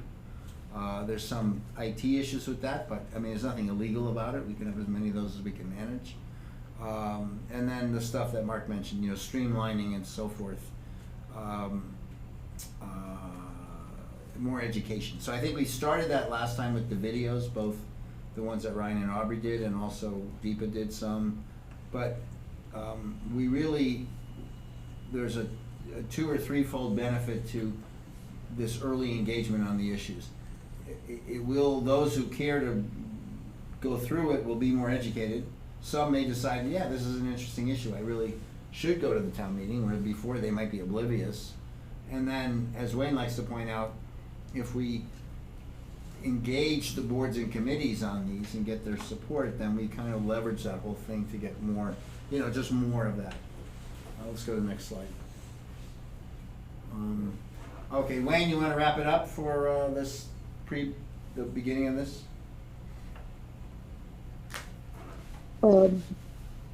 Actually, why don't you do it, Dave? I'm in the car, so I'm listening, but I'll right. answer any questions So, I mean, later. so this is, you know, this is the data gathering phase, which we've done pretty consistent. I've also spent some time reading other towns' reports, and they're all having the same problem. and they're all saying, what are we gonna do? So I think we're still continuing to talk to the boards and get other data, but really where we are is we wanna, as we've done with each of the boards, we wanna hear what you think of what we're presenting, and then to, I guess, Nancy's point, and maybe Mark's, like, maybe there's some low-hanging fruit that, you know, we should be embracing and trying to get on. So, can I start by saying, I think this is excellent. This is exactly what I think the select board was looking for, is for this type of analysis and understanding of, you know, and I think that, you know, I guess speaking on behalf of the board, but as a member, the, you know, we're looking for changes that are gonna draw more people to town meeting. So these are great. There are a lot of little, I'd call them tactical things that you've put forward. You know, we could shorten the warrant, we can do those little things. I think those all sound really attractive, is my reaction to that. I think one of the bigger ones is if you're gonna change the date of the town meeting, or the day of the week, you know, to a Sunday, that is a pretty big change. But frankly, if we're trying to come up with creative ideas, I think it's a great idea. And you know, people have billed it as, oh, we're gonna get some food trucks and, you know, have Make an event. have an event. I think it's a wonderful. I would say drive. I would say two things. One is, if we're trying to avoid a multi-day town meeting, and we're at a point now where we possibly have a very full agenda, and you do run in, on any weeknight, you really can't start before 7, maybe 6:30, and if you're gonna be on 10, I mean, that's pretty Yeah, late. it is. So you're constrained in a weeknight, whereas an afternoon, to the point, you know, you could get 6 hours out of it, not that people like to stay for that long, but you could accomplish everything at once, if that's a goal. The other thing I wanna say is just a shout out to Julie and the planning board. I mean, I think the way that the MBTA open house was constructed, and tackling a difficult issue in a bite size, you know, it's a lot of work, but that's a way to really get people educated about that issue. And if we have big issues that we want to really have substantive conversation and avoid sort of the idea that people are just reading it for the first time and then they trundle up to the mic, I mean, that is town meeting, but still, it's not as productive. So those are the two things. Are there any other reactions among the board? Yeah, I second everything that Travis said about the work of this committee. I think it's great. So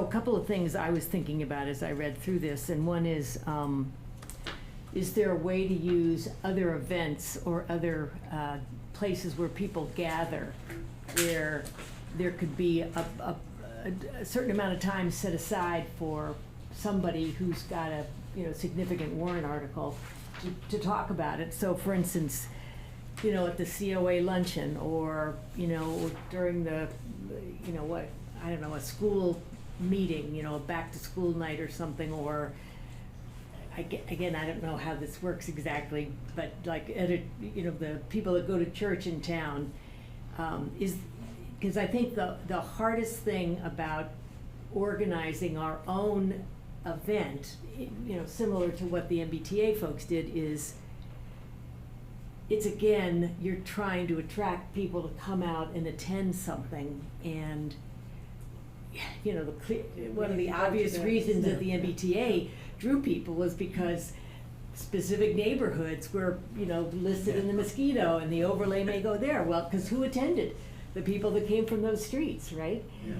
So how we, you know, so trying to be creative on that side of things. Is there a way to use when people are already gathered for something else to maybe piggyback on? So that's one thought. The other is the idea of podcasts, I think, is really interesting, because when you think about the parent audience that you've described here, right? They're a demographic, you know, significantly younger than I am, and they're much more used to getting their information from social media, as opposed to reading the mosquito, or, you know, going to the town website and looking up town meeting and what the warrant articles are. So, right? So. You hear the TA's report. Okay. But And let me- then the other is, I think the video that Aubrey did, you know, as a starting effort was great, and I got feedback from it from a number of people, but somehow make that a bigger thing and figure out a way to get that out there earlier, or maybe it's, maybe you have I don't know, somehow you gear people in town in the way that the people that do look at the mosquito, they know, okay, it's gonna be available online, Thursday night, sometimes even earlier. And so that's one of the things people do on Thursday night. Well, if we had a video that was gonna come out every Thursday night or something like, I don't know, could you get people to just regularly So, right, check so in? I think, I agree with all those, and I want to just say that, your committee was one. The challenge is that the committees, and it would be the select board, would be one of those committees. The committees that have an issue that they really want to explore, as the planning board did, have to make the effort, number one. Yes. It has to come from them, it can't be us, okay. The second thing is, absolutely, we hear this from the younger generation, and you saw it in why town meetings are important. It's antiquated. So I don't get what's going on, all this procedural crap that's going on that night. I don't get this big tome that sometimes I see, like, what's that about? Yeah. So definitely, a lot of the groups, like the parents group, have Facebook. They have social media links that they use. Yes. So I take your points very good, that it'd be easier to leverage through that channel that they already are accessing information than try to, create an event that will be just one more thing on the calendar. So again, it does come down to boards and committees taking the Right. initiative to develop a communications plan.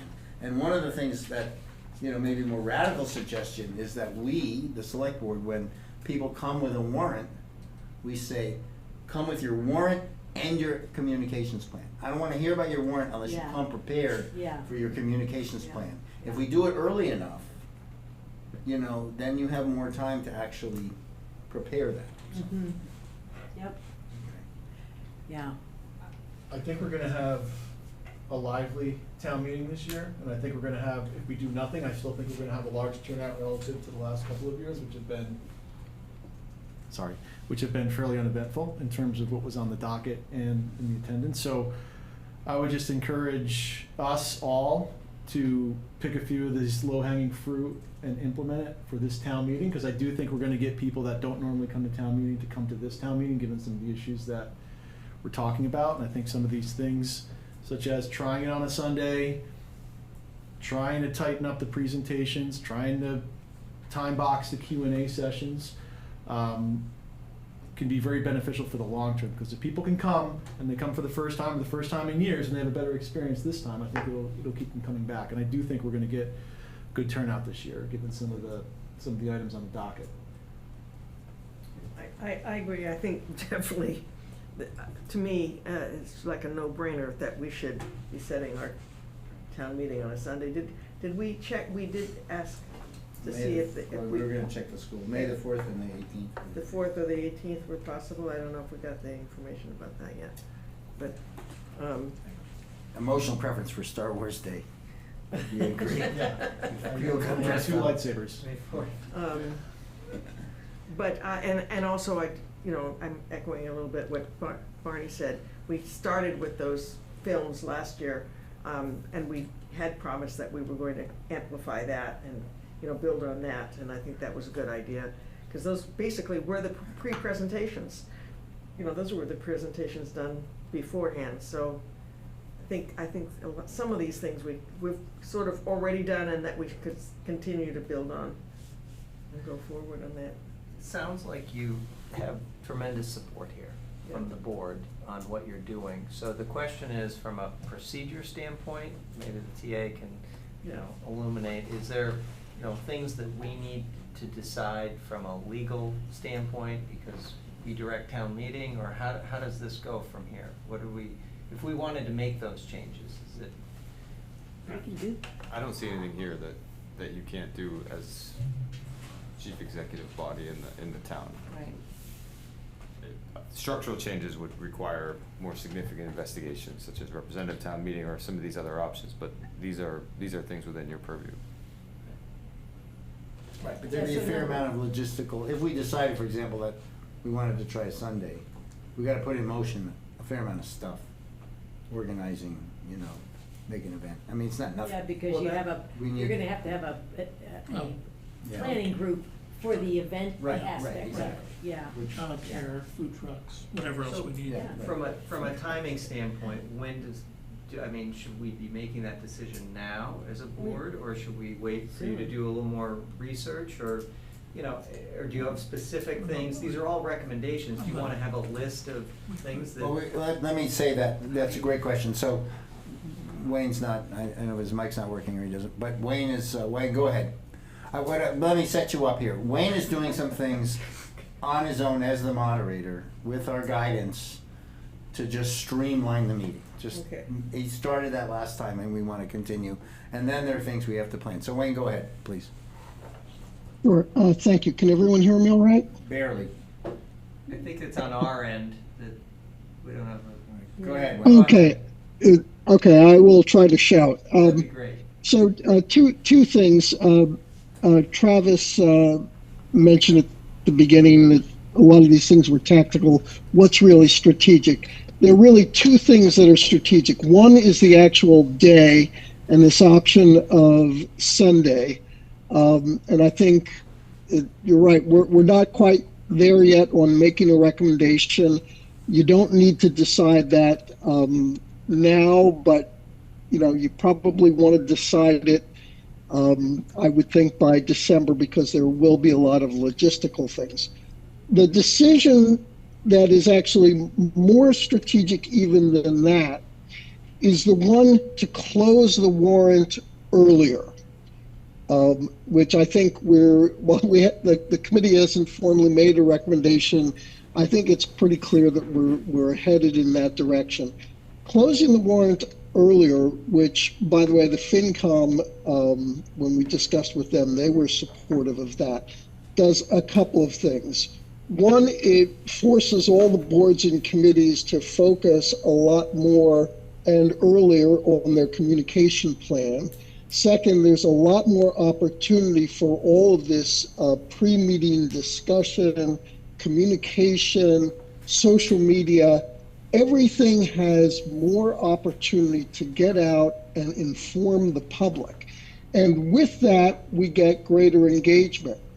Further, to the extent that there's better information out earlier, I, as moderator, will feel a lot more comfortable in doing things like cutting the standard presentation time from 8 minutes to 6 minutes or even 5 minutes, cutting the floor debate standard time from 3 minutes to 2 minutes, because people ought to have the ability to come in with really focused comments. So I view the decision to close the warrant, right now we typically close it 3 or 4 weeks before town meeting. If you moved it out to, say, 6 or 8 weeks, I think that would make a huge difference. And again, that's not one that needs to be decided right tonight, but I think, given the entire apparatus around the budget and everything else, that one, everyone needs to have a lot of runway to understand that it's happening sooner than it typically would based on prior years. Thanks, Wayne. That's helpful. And I think based on what you're saying, and based on maybe what you heard from the board, we're very supportive, it seems like across our board, of what you're doing. So if you want to, either, you don't have to come back to us, but if you want to let us know if you want specific votes or something, that would be helpful. But other than that, I think, you have seems like a good process and a good plan going forward.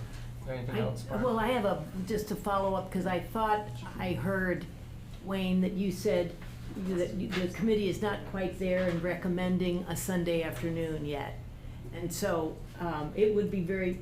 No, I think we're okay. Well, let me just say, we've completed our data gathering. We were, as Travis knows, we were not yet on the select board's calendar until like last Thursday. Yeah. So we had a meeting. We happened to have a meeting that night anyway, and I presented the challenge to the board, the committee. Are you ready to talk? And they're like, well, yeah, we're ready to talk, but we're not ready to actually recommend. We're still like digesting. Yeah. However, I think it's pretty clear. What's clear?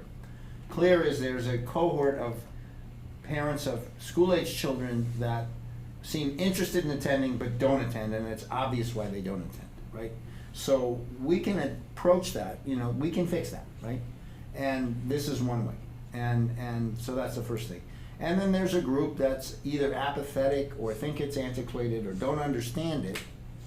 And we can fix that. And that's a separate kind of thing, but that's about being more prepared, encouraging people to learn about it and come with better questions. And that's a longer term fix. It's not clear that that'll happen overnight, but as you get people more engaged, maybe that happens. So I think those twin things are the basic themes. So are we ready for a specific recommendation? It doesn't have to be that complicated. I mean, if you guys know, you're quick on data, and if we can, to Mark's point, if we could get that 4% up to 6 or 7, that's a win, right? Now maybe, Scott would say, well, it's a biased sample because it was gonna go to 6 anyway this year, but really in the long term, it's self-fulfilling if you can engage a larger group. All right. Good conversation. I see, Wayne, you still have your hand up, but we do need to move on unless there's something critical. Maybe it's just perpetually No, up it just in the didn't air. go, it just didn't get put down. Thanks, everyone. Thank you. All right, thank you. Thank you, Wayne. All right, so we're gonna move on, but thanks. Mr. Chair. This is really helpful. Sorry. Yes. Thank you, One Mark. Question for Wayne while he's still here. Wayne, when you say close the warrant, do you mean sign and post the warrant? I think it means close out the issue, these are the issues. Well, Maybe still I mean, becomes- it's actually, that's a great question. It's both things. One is, that one requires the other. If you want to sign and post the warrant earlier, you need to have closed the warrant earlier. And as everyone will recall, there's a gap where there's a deadline for people to submit to the select board that they want to do a warrant article, and then there's the actual language of the warrant, which typically follows, a couple of weeks later. So both of those would be moved up. And those, obviously, that and the actual date, those are all set by vote of the select board. Just in 30 seconds or less, the select board, thank you, Wayne, the select board closes the warrant in order to force people to get their issues in front of you, but the language and the finalizing of the warrant is different. And it's not always this case, but the select board can be the primary offender of the time to finalize the language because of the big decisions that you're making. So the reason why I'm asking is the planning process would have to be moved up as well for the select board in January and February in order to meet your own deadline. That's why I'm asking. But the language does not have to be final for this to, if we've frozen the list of issues, these are the issues, right? It gives these sponsors of it, the committees or whatever, like the budget. I mean, okay, we don't know exact words, but we got, they can start to work the issue, right? Yes, it's just for things like, the reason why the video production was so late last year is we were waiting for things like the final police station number. So we can do a presentation, but without the number, it's not that meaningful. All right, so it would have to be meaningful. It does put some forward pressure on everybody, but, it enables a whole phase that we underplay the need for the overarching theme is most people is like, things are working, I'm happy, I don't know what's going on in town government, but I'm happy. Like, if we want them more engaged, we have to make a push. We have to make them unhappy. No. All right. Speaking of moving forward, we are going to move forward. Sorry for finishing your sentence that's there. great. All right, so we're going to move on now to the road maintenance plan draft. And capital planning that's in your packet, and this is requested by the town administrator, so I will let him kind of lead off with the presentation of this. Right, so this is not a final plan, this is a solid draft to bring to the board and get some feedbacks. So just a quick refresher on why we're here at this particular stage. So I am looking now at the Town of Carlisle website, and if you go to departments under either Select Board or Town Administrator, there is a link called Road Maintenance. If you click that link, it takes you to a lot of the road maintenance planning, and this is part of sending out information. So it's not just here hidden on the website when Aubrey does her communication planning, she links to this site when she does things on social media, et cetera. So it's advertised, and it's not just the static form you're seeing here. But what's on this page right now is the current 2-year plan that the select board did approve and that we have procured and that was underway this year. Half of it's already done.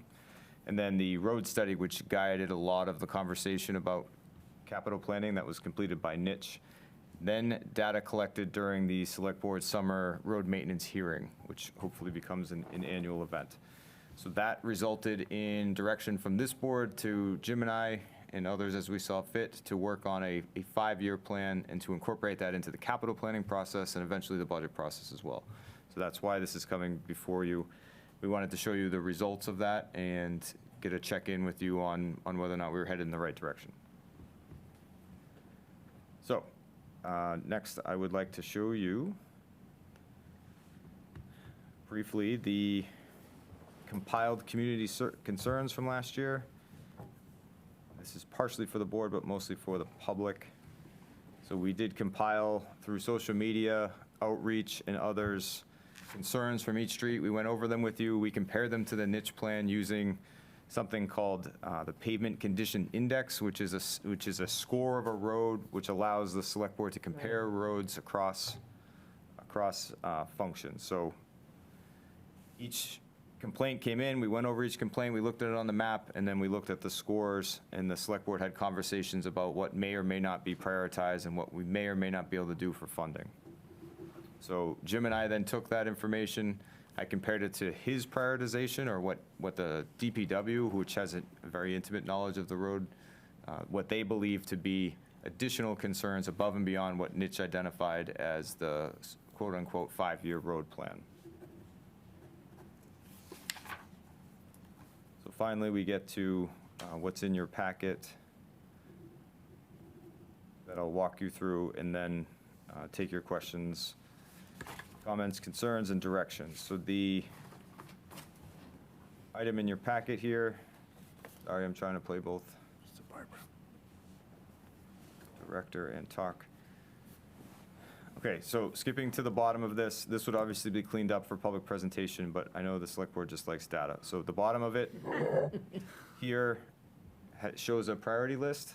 So that the top chunk is DPW and Jim's priorities, and the bottom chunk comes from the community input. What we did was we added dollar values as identified by Niche in their plan and the PCI numbers in order to incorporate this into the plan that already exists. So going back to the top of the document,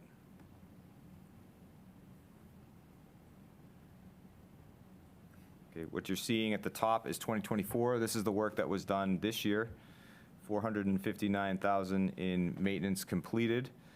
This was all procured through Newport Construction, which is our current paving company. They also bid on 2025, so everything in white under 2025 is already bid and decided as part of the select board's 2-year plan. So those are real numbers. Those are real numbers, and they're already paid for, quote unquote, through Chapter 90. Okay. What's new is the yellow, which we're using to identify DPW priorities, and then what's in orange, which we have placed with no discernment except for where it is in the town and what its scores are and what we thought was feedback from your maintenance here. Squeaky wheels is another good way is another variable in that mix. And we assigned numbers to that. So 375,000 of this is already paid for. That can be taken out of the 750,000 that this plan would cost. So the difference between 750 and 375 is what would be needed in addition. So that number is not picked out of nowhere. If you remember during the capital planning, we said about 400,000 a year in order to keep our PCI number on average across the town where it was, plus address some of the parity roads or including some of these non-priority roads that the select board talked about addressing. So, of course, this plan can be adjusted up or down year to year based off of funding availability and prioritization of capital. Then, I think more interesting to the board, well, we would want feedback on what's here in terms of new things. So Pheasant Engineering, this is Caravan 2027. this is the road, Pheasant Hill Road, Carlton. which needs a top coat. It was identified during the road maintenance hearing as needing a top coat. However, we know there are several major drainage issues towards the end of the road. So we have worked with Niche. They have identified a plan they're working on right now. They're going to bring it to you, and we're estimating that the fixes could be anywhere from 50 to 100,000, and then we would do the top coat on the road for Pheasant Hill. Because of its proximity, Acton Street would also have that same top coat done, and that would complete the road plan from a few years ago that Gary started but never completed. And then the board had a lot of discussions about Berry Corner Road and Berry Corner Lane, and you see the cost there to complete both of those functions, both with PCIs under 55, which is a significantly poor road, given the road maintenance report.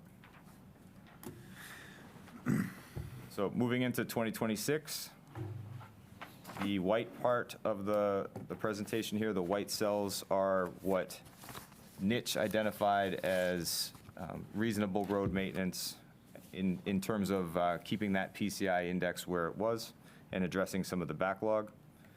The yellow is Jim's #1 priority post the current plan, Indian Hill Road, or Indian Hill to Indian Hill Road, and a major section of pavement that is in the need of repair, full reclaiming and paving. And then as part of that, again, because of its proximity, East Street would be included for what's called a surface treatment or a double lift, and that would be that year's Parity Road. So same formula, 2027. The white roads are the ones identified by Niche and our engineering firm. And then we added another DPW priority North Road and 2 Parity roads, Page Brook Road and Cross Street. You'll also see included in each of these years is a sum of money, typically $50,000 for crack sealing, which is part of that maintenance program we talked about, which is important for the long-term stability of these roads.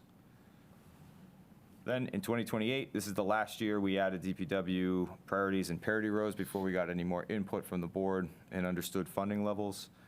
You see Martin Street, Rockland Road, and Nathan Lane as DPW priorities. Interestingly, those are also community concern priorities, so those matched.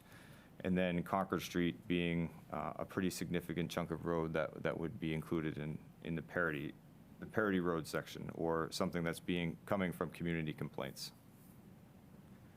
And then some pretty significant roadways in 2029 and 2030, namely Bedford Road, which would be its own project in a few years. So in this analysis to date, you've accounted for some of the feedback that we heard, the squeaky wheel feedback. But what happens, next year if we were to hold another hearing and someone says, well, wait a second, I want this. Do we reorganize at that point, or do we say, I guess it's up to us to determine, but I guess there's nothing, we've spent it all at this point on this budget. It's not as though there's extra. We should go to the top. Go to the top of the charts here. That thing. Yeah. It's a good question. So that's really what we're here to hear. What would be a fair process, and what does the board want to invest in terms of finances? So if you look at this plan by year here from this current year to 2029, you'll see what is required for the plan itself as identified, including the DPW priorities, the Parity roads, and the niche study. You'll see that ranges in cost from $750,000, which remember some of it's already paid for, all the way up to the Bedford Road project, which would be about $500,000. The second line is our expected allotment of Chapter 90. There's a lot of assumptions there that the state will continue to provide funding up to that $300 million level. Currently, they're only guaranteed $200 million, so there's $150,000 baked in, but we think it's a pretty strong possibility that we'll continue to get $400,000. The last assumption in here is that you'll run out of surplus Chapter 90 as we address some of these problems, and that'll end in 2025, meaning that you'll have to fund more of this from the capital plan moving forward. So that deficit number is the $400,000 you'll recognize from the capital plan. I told you that number had some basis in its own presentation, and here we are at that presentation. So that does assume that the board wants to continue to pave and repair at this level. Historically, you have not. You have paved at a lesser level, which is why the roads continue to decline. I also wouldn't recommend going much higher than this because you'll never catch up, and it takes away from other town priorities like buildings, vehicles, and other needs in the operating budget. I have to say, in previous years, we were never asked, so. Say it again? I said in the way, Oh, right, we were never asked in We previous Band-Aided. years. Gary Band-Aided, and that was yeah. And this does account for a different approach as well. So Yes. these road fixes are not Band-Aids, they are Real, full fixes, which are more expensive, but they last longer. But it keeps us at a decent PCI is the objective, right? yes. Yes, you're not readdressing roads because you just did an overlay, you're actually reclaiming the pavement and Now, I binding. know this will come up in a few minutes in your TA report, but this does not include then an anticipated culvert repair. Right. And can you ballpark what we think that is a year? I honestly can't ballpark it, Okay, and they're going to get that data pretty soon, right? yes. So, I mean, So some good news, as they're out, they're doing it now, and they're finishing this week. They're not finding, That's the good news. Well, they're not finding major problems. So major problems being like Westford Street level problems that Yeah. are several $100,000. Yeah, So will it be a balance between the crack ceiling number and the culvert number? I think it'll be closer to that than, but I do know there are two major culverts that do need to be I repaired. guess, so you're presenting a multi-year plan, which I think is great, but we really only have to solve, in the short term, we only have to solve for the 2026 budget, right? Is that what we're doing? Yes. So And- next year is actually, well, yeah, if you want to add to next year. And then we'll have this other data. I mean, it's hard to, because really, in that whole bucket of road maintenance, you got to include both Include the- sides. You can't yes. really just look at this and say that. I mean, it's kind of like when the pensions or the OPEB's underwater, you know, you have to bite the bullet and start chipping away at the yeah. deficit. I think it's a great Yeah, it's great. approach, a great plan, and we have to go year by year and adjust accordingly, Yeah. you know? I would, the only thing I would say is that, you know, once we get the culvert plan, we should definitely go back. I don't want to pave a road and then have to undo it to do the culvert. So Yeah, right. just, so let's not pave anything that needs a culvert. We'll make sure until the we get software yeah. culvert identifies that is culvert. done. Well, and I just had more of an in-depth technical, I don't want to go too deep, but you have the Pheasant Lane engineering, I think, at 100,000. That was just to figure out how to solve that, but I don't think you, It's both, it's both. oh, it is? Yeah, it's Okay. mislabeled. It's the fix and the engineering. Okay. Oh, because it was, there was another 25K in there for Because two- Pheasant Lane. 2 lines That's what down. confused me. Yeah. Okay. So what's the other Pheasant Hill 25K for then? That would be the top coat. So the Pheasant Engineering is 100, and the But he's Pheasant. saying it's mislabeled. It's not just the engineering, it's also, It's fixing and It's the preparing. work. for Also the Yeah. fixing, sorry, Yeah. okay, now I get it. But not the top coat, got it. All right. Yeah, so the drainage, and we did go see it, we spent some time, and brought my daughter there, so she understands this problem very well. The drainage is below the road, so there's also no place to put it, and surprise, surprise, there's wetlands all around it. So the fix might be to bring it back into the culvert circle. Requires some nifty engineering, but it does require some cost. I think without that, you're gonna have problems on this road forever, so you should fix it before you do the top coat. Yeah, that makes sense. Also, you should make sure that when roads are accepted and designed, that they don't come with some of these flaws, so that, or there's some type of bond on the road, so that, Right. and I know that we would now. Yeah, that Pheasant Hill has been there Julie will for, make sure, but oh, these many years. that's why the subdivision plan's there, it's for this reason. Yeah. Yeah. I don't know what Concord was doing, by the way, but they were pumping a lot of water down our new pavement, so we should check. And I noticed it was ponding in a lot of spots. is it fire hydrant testing? or- No, they're doing some construction, and they had this big box, and it looks like they were just pumping gallons of water. Where? This is on On- Concord Road? On River Road. Oh, River Road, oh. Yeah, they're at Silver Hill, Yeah. pumping it right down the, and Huh. when I came up and I saw all the water, I thought, gee, it really rained here. And then I realized, no, this is, the whole street's just full of water, because Yeah. Any other questions or? So things- process-wise, would like feedback from the board. So how did this year go in terms of, you were presented a 2-year picture, we Yeah. we procured it that way. Prior to that, this year, we would do your road maintenance hearing and discuss the plan publicly. You would get feedback. Is that overkill, too much? Did you like the way that it went? Yeah, it was great. I think our residents like the way it went too, Yeah. because they really feel like they got heard and we're going to start making progress on it. I think at first there was a little despair, but I think this has fixed that. Yeah, when you see that eventually your Yeah, road's on yeah. there. Yeah. But I think your idea of an annual road hearing, or whatever you want to call it, is important, very important. We ought to just build that in.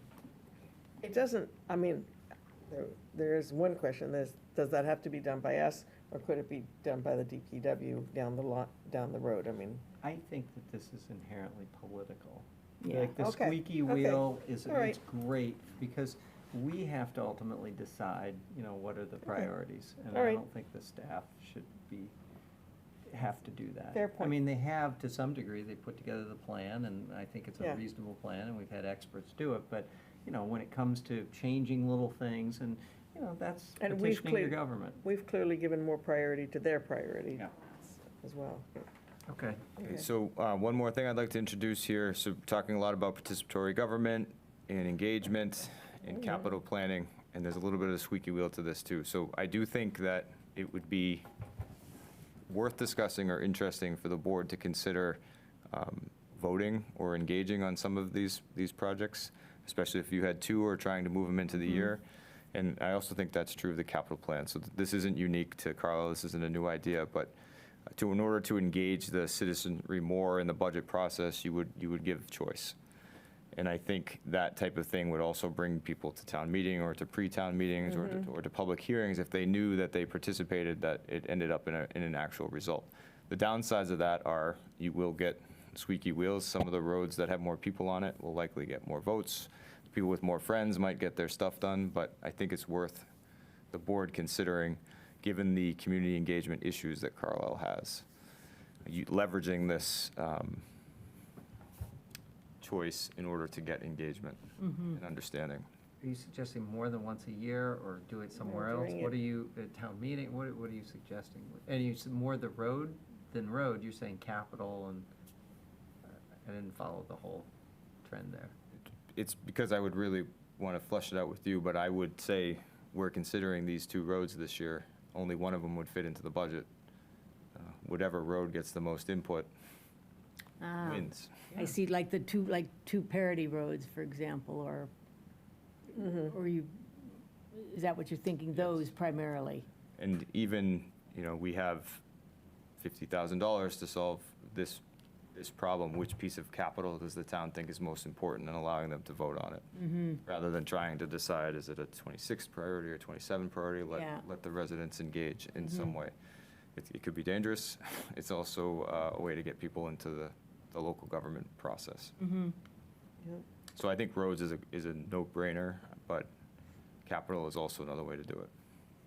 Well, I was thinking, earlier with that discussion about a community center, it would be interesting to figure out a way to get the town to somehow get people to take a non-binding vote or some way indicate how high a priority it is for people in town. Well, And, roads you or have to. community Oh, the center? community No, center. community center, and how, you have to put it in a context, obviously, but, if we were gonna, imagine a timeline of 10 years, would you support, but maybe that doesn't make sense, but it seems to me that if we're going to set up, we haven't had the conversation, but let's say we were seriously considering putting together some kind of a, preliminary study group or something, before you even did that, would it make sense to? Well, we've kind of already done that, right? We decided public safety was the priority. We did that several years ago and we pursued that. And now I guess now would be the time if you take Bog House and DPW and, now we would have to frame it limited. You can't ask open, people don't have enough knowledge of like $800,000 of paving needs are coming up. Like, No. you can't get to all this Right. complexity. I think you have to distill it down to a few trades and say, simple, I mean, if that's a poll, I mean, it's a double-edged sword because, and we ran, I remember when I was on school committee and we ran this poll, it was like a great idea, right? Do you want to have school before Labor Day or after? And it was overwhelmingly after. And the teacher said, no, we really like before. So then we were stuck, because the people voted, the parents voted, they was like, after. Yeah. And the teacher said, no, we gotta have it before because blah, blah, blah, blah. And like, you lose either way. So you have to be careful how you Yeah, frame no, it, because if you don't yes. follow it, then it Right, looks like you're ignoring the right, thing. So I think right. we need to just discuss it. Yeah, but think about it more. We should talk more, and I don't I, even understand, if, would these be on a warrant? Anything above chapter 90? It would have to be on a warrant, and we'd have to specify the specific roads on a warrant? Or when you were creating the 5-year plan, that's when people get to vote. So it could be a town meeting, it could be prior to town meeting. But I assume they're gonna have to vote on these at town meeting, anything above the chapter 90. In aggregate, not by a specific road, though. Well, you could no, do it by you could road. do it You gotta have a by road. consent Oh, agenda. boy. That would get people out, actually. I mean, it's, Yeah. if you're gonna have them, It we would. could have an capital, if you're gonna hour have, I mean, discussion, though. Oh, my gosh, all right. That might lengthen the meeting substantially, though, if you go road by no, I road. would assume you'd identify the roads that would be maintained. You don't have to specify a line item with each one, but you define the scope of it. No, but if you had a consent agenda, you could Right. go. One interim step might be just even better outreach from our board to the community saying, here is what we're gonna be discussing, and there are choices between several roads, and then have people come to our meeting and Yeah, see that's if we better. get more engagement. Yeah. And if there's, receptivity, or then over time, maybe it moves to town meet, but rather than just jumping right to town meeting. But it's a good idea to have more engagement. I like that. So I don't know, that's kind of, yeah, I see heads nodding. Put that I on think- an I agenda think- for I think we don't discussion. really understand what the process would be, so I think if, I think we have to discuss this at another time when I'm less tired, and Ryan would say, this is how it would work, because I don't really quite Yeah. see how we do it. I think this is kind of what the questions I'm hearing being asked as well. It's like, how do we do this? Is this on the warrant, or is it just a Yeah. straw poll, on the floor, or, but, Right. yeah. But it's really what convinces you. So if you give it to Jim and I, we're gonna identify the roads, biggest bang for the buck, what the best investment of your dollars is going to be in the most efficient way, assuming that you don't want to pay a ton of taxes, right? That's our job. Right. Right. But Yeah. you heard during the resident input that that's not always the way people want to approach it, and the board has. So this is just a tool you could use in order to be more responsive rather than just efficient all the time, because some people do get left out of that equation. Yeah. But that's why we had that, so they could petition. We learned from that. I thought it was perfect because it gave them the opportunity to talk to the people making that decision, to influence that decision. So, but you're saying you want more people? Well, you're saying, you asked, like, well, how would we decide these parity roads? Well, that's really up to you, like, how you want to incorporate parity roads into this. Because if you asked me, I would tell you, Leave put them in the off most- altogether. how many people live on the road, how bad is the condition of the road, and where those intersect is how you should do it. But that's not a political answer, that's a. Right. I'm not convinced we'll have the funds to do the parity roads, but that's it. We don't want to have a vote on which road and then say we're not doing We're that. sorry. Yeah. Ron, I would say, again, I mentioned earlier, you kind of almost have to treat it like OPEB, okay? Explaining OPEB and getting other people to say, gee, that's something I want to spend my tax dollars on, is like esoteric. We made a decision, like, we got to fund that thing. We can't have this big overhang, right? So the paving is an overhang, at least not the parity, but the regular stuff. I think we need to decide what the appropriate level of medicine is. I agree. And it Yeah. keeps control, so it doesn't spiral out of Right, right, control. So, okay. Okay, thank you. All right, well, we're doing great on timing, I think. Yeah, because we covered some other We things covered already. some other Thing. things, Oh, we- but we have yeah. a TA report to go, and unless there's, and liaison reports. So unless there's further TA report would be the next thing, Ryan. Go for it. All right, so speaking of podcasting, tonight will be the first time that the town administrator's report is put into a podcast and then distributed to the people. So we're hoping that people can sign up for our podcast, subscribe. The point behind this is to create content that's less than 5 minutes that people can subscribe to while they're exercising or while they're driving in order to get town information. So it won't just be the town administrator report, that'll be every time we have one, but also other segments, other departments that want to put out information. And we do envision it being very similar to the town meeting video, where warrant articles will come out every day or in chunks in order for people to digest that information and to receive it that way. So not everyone podcasts, but the people who do are pretty good about it, and maybe there is a good segment of the population that wants to receive their information this way, and we're hoping to reach them. So they're gonna clip this out. It's no additional work for the staff. It's just another way to try and reach people. If it doesn't work, we'll stop it. If it does, we'll expand it, but it's worth trying to engage with the community. Yeah. So this is the first one. So if anyone wants to chime in and have their voice be on a podcast, now would be the time. Understanding our personnel policies, making sure that we're trained on harassment prevention, and also cybersecurity, which is a select board goal and a town goal. So the employees will tell you when everybody is fully trained, and this will become an annual requirement. It's been happening spotty in the years in the past, but we want to make this as concrete as the evaluations process so we can continue to expand the robustness of our HR department. I talked a little bit about our fall outreach efforts, myself and Travis. We also scheduled a quarterly all-board meeting for November 15th. This will describe the budget and the warrant process to all board chairs and allow the boards to speak to each other about what they've been working on. And that'll be this Friday.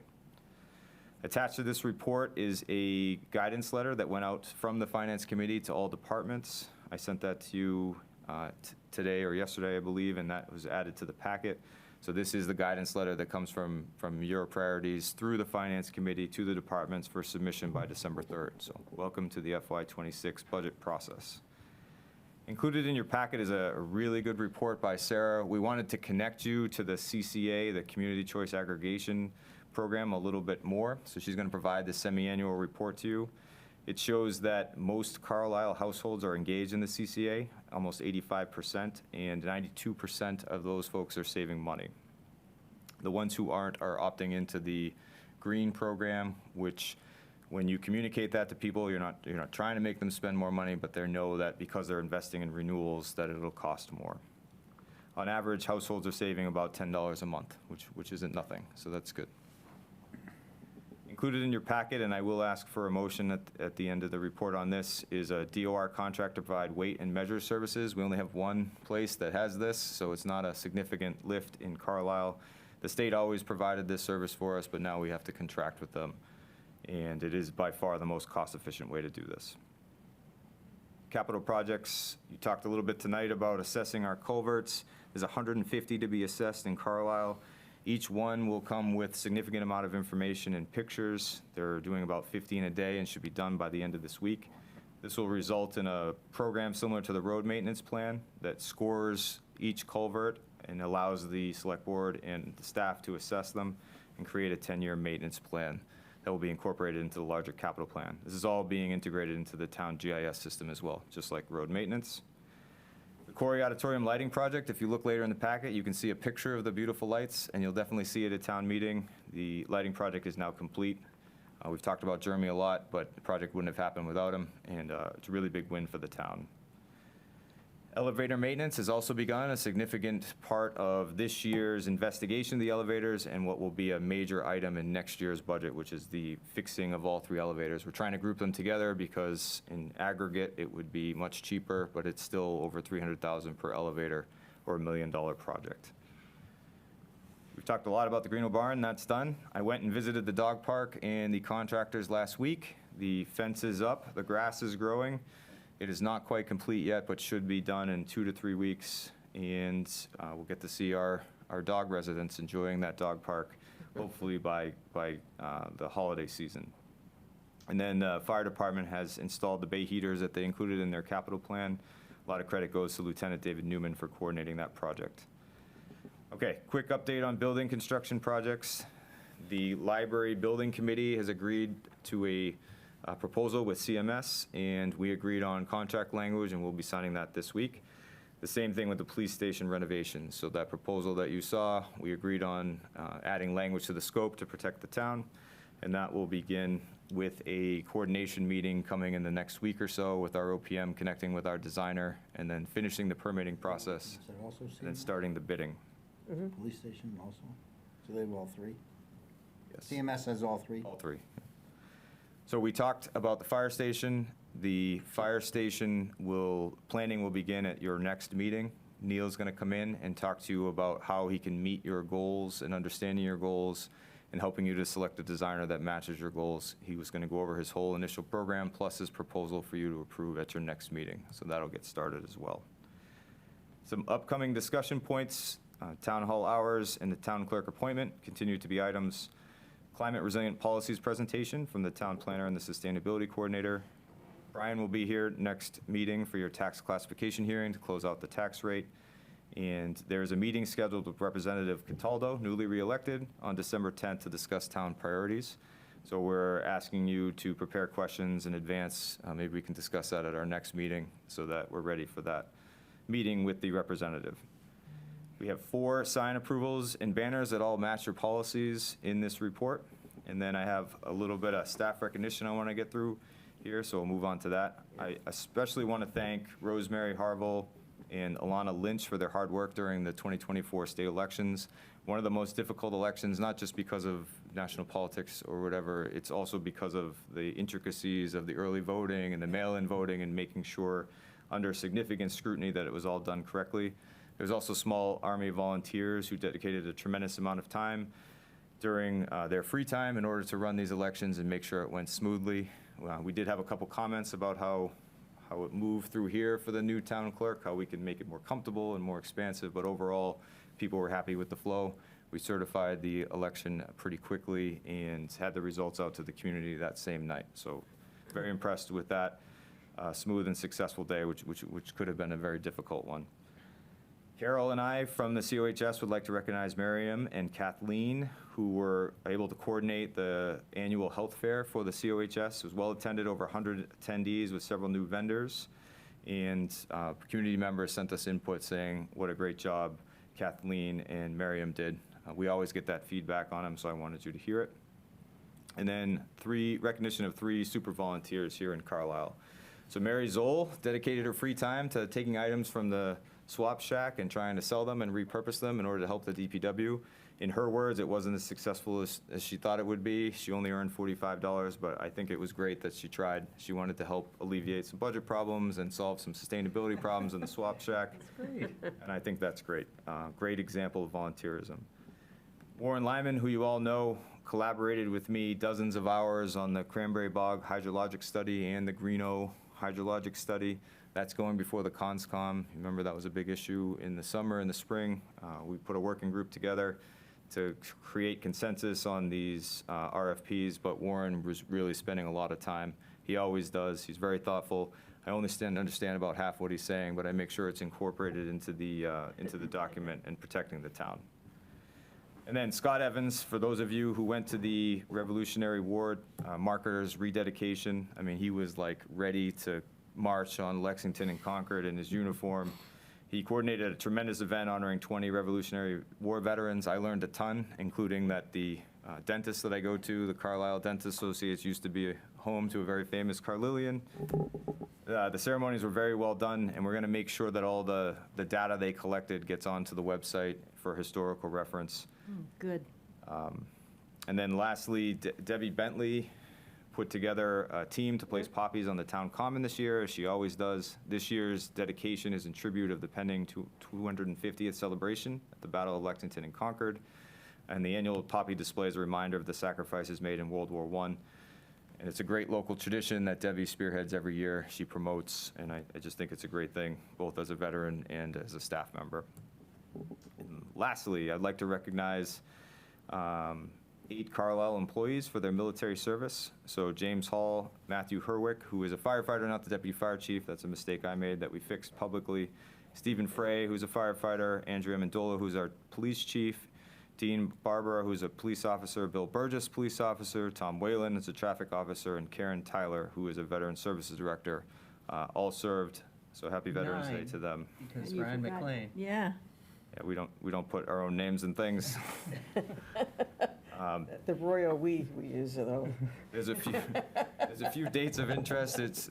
I collect myself. There's a few dates of interest here in the report, and then future agenda for you to review. Just again, highlight the CCA data that Sarah aggregated for you. Give us feedback on that. Make sure that's what you want it to be.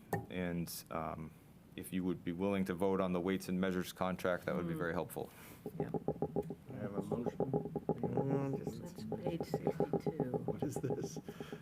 You want me to do the motion? Where You is have it up used? already? Ernst. Yeah. I've got it. fine. Move to ratify the contract agreement for weights and measures services between the Town of Carlisle and the Commonwealth of Massachusetts Division of Standards, and further, to authorize the town administrator to sign the contract and make minor administrative changes in consultation with town council. Second. And Ryan, what was, just at Ferns? Yeah, so, you know the stickers you see at gas stations where it says this Yeah. was, Oh, okay. this is an honest assessment of how much this costs? Well, that's required of any scale or anything that dispenses, so this, I think, make sure your meat is weighed correctly at first. So, we used to have a cabinet here that had the Yeah, weights that went that to the were historical used. committee. They went, but we used to do this in town. I mean, how much is the training to do this? Because we have the weights. And if it's just one, I'm just wondering. well, $109 it comes- volunteering? No, I'm just, You well, in volunteer? comparison to what we're spending for this, I'm just We're wondering. spending $109 for this. Yeah, and so what does the training cost for getting a staff member to be able to do it? And then that's $109, times 10 years. It doesn't get spent. Are you trying to send me to training? Do you want me to do the, I think it would be a conflict if I did it, actually. Well, anyway, I can get that data for you if you, it's just a question. Yeah. Does it make sense to do that? That's a question. What's the question? Does it make sense to do that? We need to vote on this, don't we? Yes, we do. I'm Yes, sorry. okay. Thank you. Sorry. All right, so, end of discussion. All in favor? Aye. None opposed. all right, Mr. Chair, pending any questions, that is my report. Thank you. A lot. Thank you. That's a good. So I just wanted to understand, so Now, that report, which is recorded, is now going to be turned into a podcast that somebody can listen to? But it's your voice, it's from the recording. Got it. Is it edited? And how does I hope somebody, so. Can we put a TikTok filter on it, like Chipmunk or Yeah, something? just with mine, You run it 2 times. the holiday version. Yeah. yeah. And how is one going to know that they could listen to this podcast, that it's available? So if you go to a podcast subscriber on Apple or Yeah. Spotify and you click subscribe, it'll just pop up in your feed.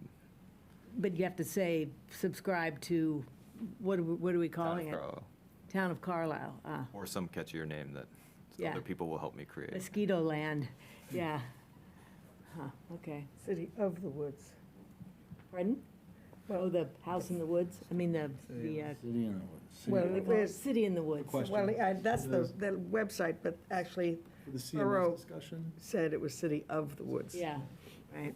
So the CMS discussion next week, are we looking, they're gonna have a number for that agreement? So they are going to price what it would cost to get to town meeting, and then they're gonna cost also after town meeting with a couple contingencies, so. And you're working with them on that number now, and so do we want to commit ARPA funds next week to do that? Correct. Because we'll just, the goal at the next meeting will just be to close out the ARPA stuff. It's you say next, it's 2 weeks, 2 right? weeks, sorry, next Okay. meeting. Next meeting. Okay. Okay. And I would suggest that, well, this is for next week, but that we commit the ARPA funds to town building OPMs. Yeah. And the two contracts Gotcha. identified would be police and fire. Yep. So if fire doesn't pass at town meeting, you can Okay. transfer the rest to police. We'll just touch base offline and get that all written up. Okay. All Are there right. Other questions or I have a liaison reports, and I'd love to hear from everyone, because we I- have some extra time. I have one from MBTA Communities. Yeah. First of all, I want to remind everybody that there's going to be a second open house. It's going to be largely a redo of the first open house. We wanted to be sure that people had an opportunity to come, so that if they couldn't make one of the dates and times, they could make the other ones. This one's going to be on Saturday, this coming Saturday at 9 to noon. And I also wanted to alert this board that we're a co-parent, so to speak, of this project. It's not just the planning board's baby. We're a co-parent, and I mean, the select board the is. select board, yes. So you're looking for attendance from the select. Well, yes, but also down the road, and, you know, Julie is here, luckily. We're going to have to do a little minuet with the planning board about, they're going to come and ask us to put it on the warrant, and we're going to have to ask them to open a hearing in order Prior to, Do it going on the warrant?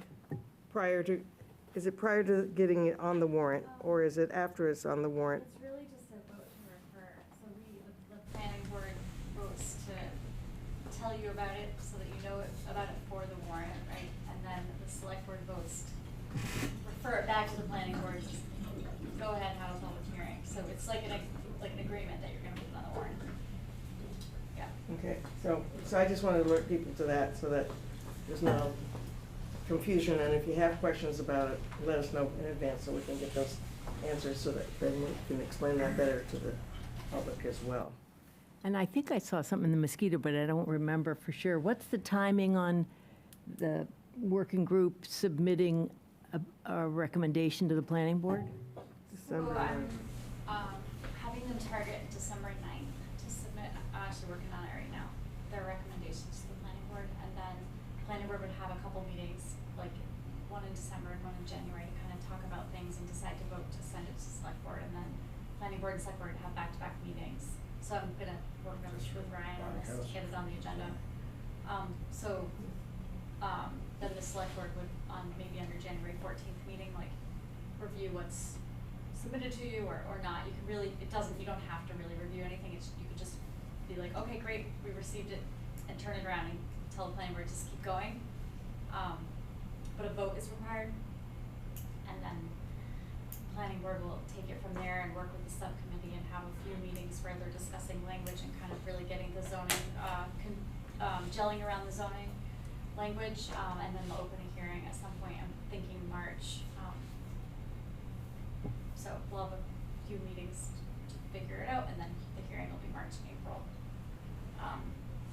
We maybe have to be careful, though, because of if we closing the warrant early, and needing to do this outreach, hope that doesn't put more Was pressure. the hearing part of Right, so outreach, or the hearing is part of it before you? Well, see, that's what I don't know where that will fit in now with this new thing that we So my talked about understanding is the originally. warrant's a placeholder, and then the warrant report and the motions are where the language gets finalized. Is that not correct? That's correct, but, okay. And I guess I would also, then this is just me talking, not even as a member of the MBTA community, but as a member of the planning board, and where I think our responsibility might be laying as well, and why I say we're sort of a co-parent. We have heard, the community has heard input that say, well, so what if happens, what would happen if we just decided, to tell the Yes, Tracy, the state to go punt? Yeah. And I guess what I'm a little concerned about is, and I think we need to have that discussion first before any recommendations come, or I think we have to also kind of know what our position is. Well, it's also colored by the SJC decision, which who knows when that would be, right? That you gave me an idea. You think it's, The initial thing that I heard in early October was maybe we might know by February. so in that time frame. Yeah, well, I guess, for all I know, the planning board could just say, get a recommendation from the MBTA committee and say, we don't like any of these, and let's just not comply. And I guess the question is, where does that decision really lay?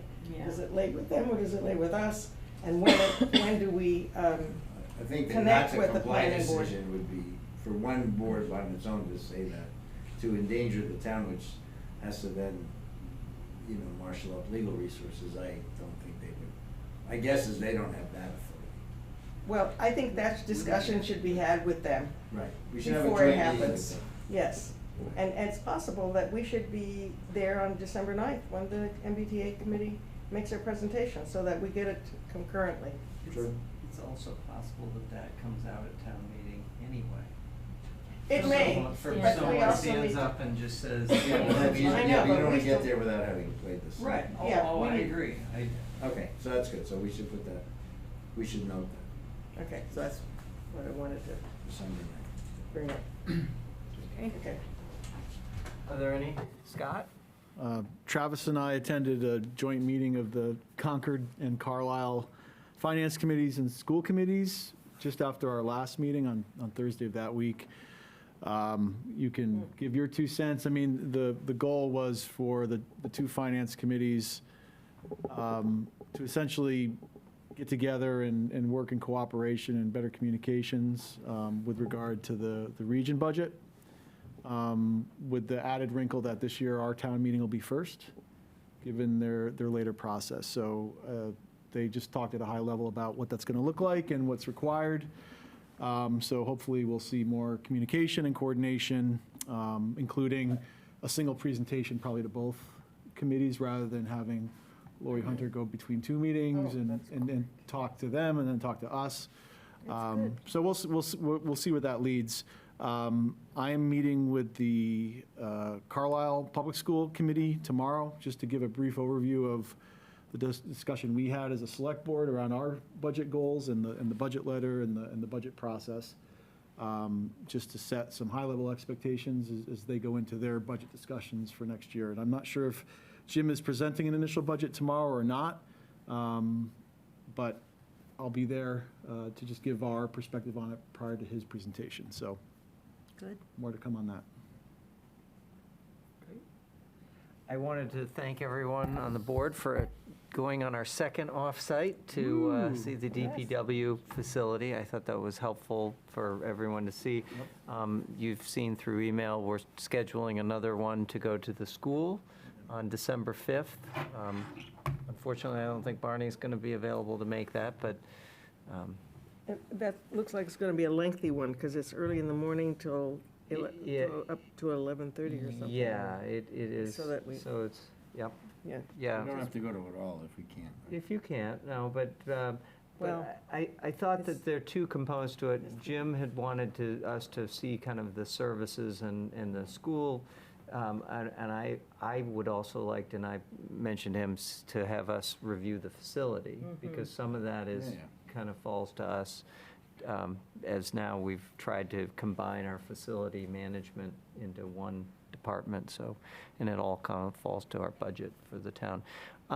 But back to the DPW, right after we had our tour, there was an MFC meeting where we had a presentation from Leroy Hill, which is the consultant that is hired to kind of evaluate that. And I don't know if I'm going too far, but I wanted to at least tell you that those, on a preliminary basis, that information has now come out, and it's a lot more expensive than I think we had thought going into it. And so we're going to have to, kind of factor that into how we think about budgeting going forward. Yeah. I read that. I skimmed the report. And it was expensive both ways. That was no matter which way you went, it was expensive. Right, right. So I think there'll be more to follow on that, but just to be aware that it seems like everything that we're looking at is going up in price. And we just are going to have to make some difficult decisions going forward. So on that happy note, is there anybody else that has anything? Okay, I'll take a motion to adjourn. Oh, community input, sorry, forgot about that. Is there anyone else? Good night, Mark. Night, Mark's Mark. leaving. And thank you for working the